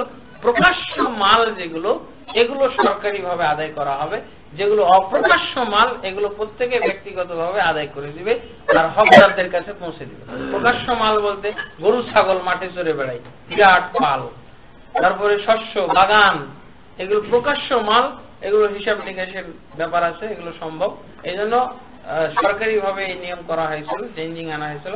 প্রকাশ্য সম্পদের যাকাতের ব্যাপারে সরকার ভূমিকা রাখবে, আর অপ্রকাশ্য যেগুলো মাল, স্বর্ণ চাঁদি টাকা পয়সা, এগুলো প্রত্যেকেই নিজে নিজে হিসাব করে আদায় করে দিবে, হকদারদের কাছে পৌঁছে দেবে, তাহলে যথেষ্ট। এরকম হতে পারে, তাহলে চেঞ্জিংও হতে পারে। তাহলে বোঝা গেল এটা ব্যক্তিগত আমলের মধ্যে, কিন্তু সরকারের হস্তক্ষেপ থাকলে এটা পূর্ণাঙ্গ ভাবে হবে, ঝুঁকি ঝুঁকি হবে না। এই হলো ব্যাপার। কিন্তু আমি যদি ইবাদতটা আদায় করে দিই, কি আল্লাহ কি ধরবে? তুমি সরকারের থ্রুতে না দিয়ে তুমি একাই দিলে কেন? এটা তো হবে না। হজটা এরকম সরকারি ভাবে, যখন সরকার ছিল এখনো সরকারি ভাবে হজ অনুষ্ঠান এটার আয়োজন করা হয়, তত্ত্বাবধান করা হয়। আর একটা প্রশ্ন আমার চিটাঙ্গের বোন যিনি শুনতেছেন, যাদের বাসায় এই প্রোগ্রামটা হচ্ছে, উনি করছেন, সেটা হচ্ছে যে কেউ যদি ইচ্ছা করে 1 ওয়াক্ত নামাজ ছেড়ে দেয় তাহলে সেটা সমস্ত বাকি 4 ওয়াক্ত যে পড়লো সেটা বরবাদ হয়ে যাবে কিনা? অবশ্যই বরবাদ হয়ে যাবে, 1 ওয়াক্ত তার গণ্য হবে না। আর আমাদের দেশে এই কথাটা একটা নতুন, আমাদের দেশে এর চেয়েও কমন কথা নতুন, তা জানেন? আমাদের দেশে এখন পর্যন্ত আলেম ওলামারা পার্থক্য করতে শিখেননি যে নামাজি কাকে বলে আর বেনামাজি কাকে বলে। কত ছোট্ট পয়েন্ট, নামাজি কাকে বলে আর বেনামাজি কাকে বলে, এটাই তো। অথচ খুবই সহজ কথা, 5 ওয়াক্ত নামাজ যে পড়ে কেবল সেই নামাজি। যে ব্যক্তি 1 ওয়াক্ত বাদ দেয় সে কোশ্চেন কালো নামাজির কাতারে আসবে না, সে নামাজি নয়, বেনামাজি। আর ওয়াক্ত নিয়মিত পড়ার পরও সে বেনামাজি। এটা হলো সংখ্যাভিত্তিক অনুসরণের একটা গুরুত্ব। এটা তো আমরা এইভাবে তো বুঝিই না বিষয়টা, যে এই বিষয়গুলো বুঝলে আমাদের সমাজে নামাজি প্রশ্নোত্তর বেশি করে দিচ্ছি। সুবহানাকাল্লাহু ওয়া বিহামদিকা আশহাদু আল্লা ইলাহা ইল্লা আনতা আস্তাগফিরুকা ওয়া আতুবু ইলাইক। মেয়েরা যাবেনই। এখানে এই এক ভাইয়ের একটা হাদিস সম্বন্ধে ভেরিফিকেশন আছে, এটা এমনি প্রোগ্রামের বাইরে হবে ইনশাআল্লাহ। মেয়েরা যাইতে পারেন, আমাদের প্রোগ্রাম শেষ আজকে দিয়ে সামনে চলে আসেন। আবু দাউদ শরীফের কেন্দ্র করে একটা হাদিস এবং ইবনে মাজার একটা হাদিস। আবু দাউদ শরীফের হাদিসটা হলো নবী করিম সাল্লাল্লাহু আলাইহি ওয়াসাল্লাম চাঁদ দেখেন নাই, রমজানের রোজার চাঁদ। একজন ব্যক্তি আগন্তুক এসে বললেন যে আমি চাঁদ দেখেছি। রাসূল বললেন তুমি শাহাদা দাও, শাহাদা দিল। কারণ রাসূল বিলাল রাদিয়াল্লাহু আনহু বললেন যে তুমি ঘোষণা দাও আগামীকাল থেকে রমজান শুরু হবে। এই হাদিসটা সহিহ কিনা? সহিহ। ইবনে মাজার আরেকটা হাদিস, নবী করিম সাল্লাল্লাহু আলাইহি ওয়াসাল্লাম রমজান শেষ 29 রমজান দেখেন, রোজা রেখেছেন 30 রমজান। বিকালবেলা এক কাফেলা এসে বললো যে আমরা চাঁদ দেখে ঈদ করে আনছি। রাসূল বলেন তোমার নিজে চোখে দেখেছো? তোমরা শাহাদা দাও, সাক্ষ্য দাও। হাদিস রাসূল ঘোষণা দিলেন তোমার রোজা ভেঙে গেল। এই হাদিস ইবনে মাজাহ। এটা হচ্ছে এই জানো। আলহামদুলিল্লাহ, আজকের মতো তাহলে আমরা ভাই একটু কমেন্ট আশায় বানানো, মানে বোন আমাদের বানায় দেন। একটা মিস করছি কারণ প্রকার সংখ্যা সময় স্থান আর এগুলো আসলে ক্যাসেটটা সবাই সংগ্রহ করে না। আমি তো খুব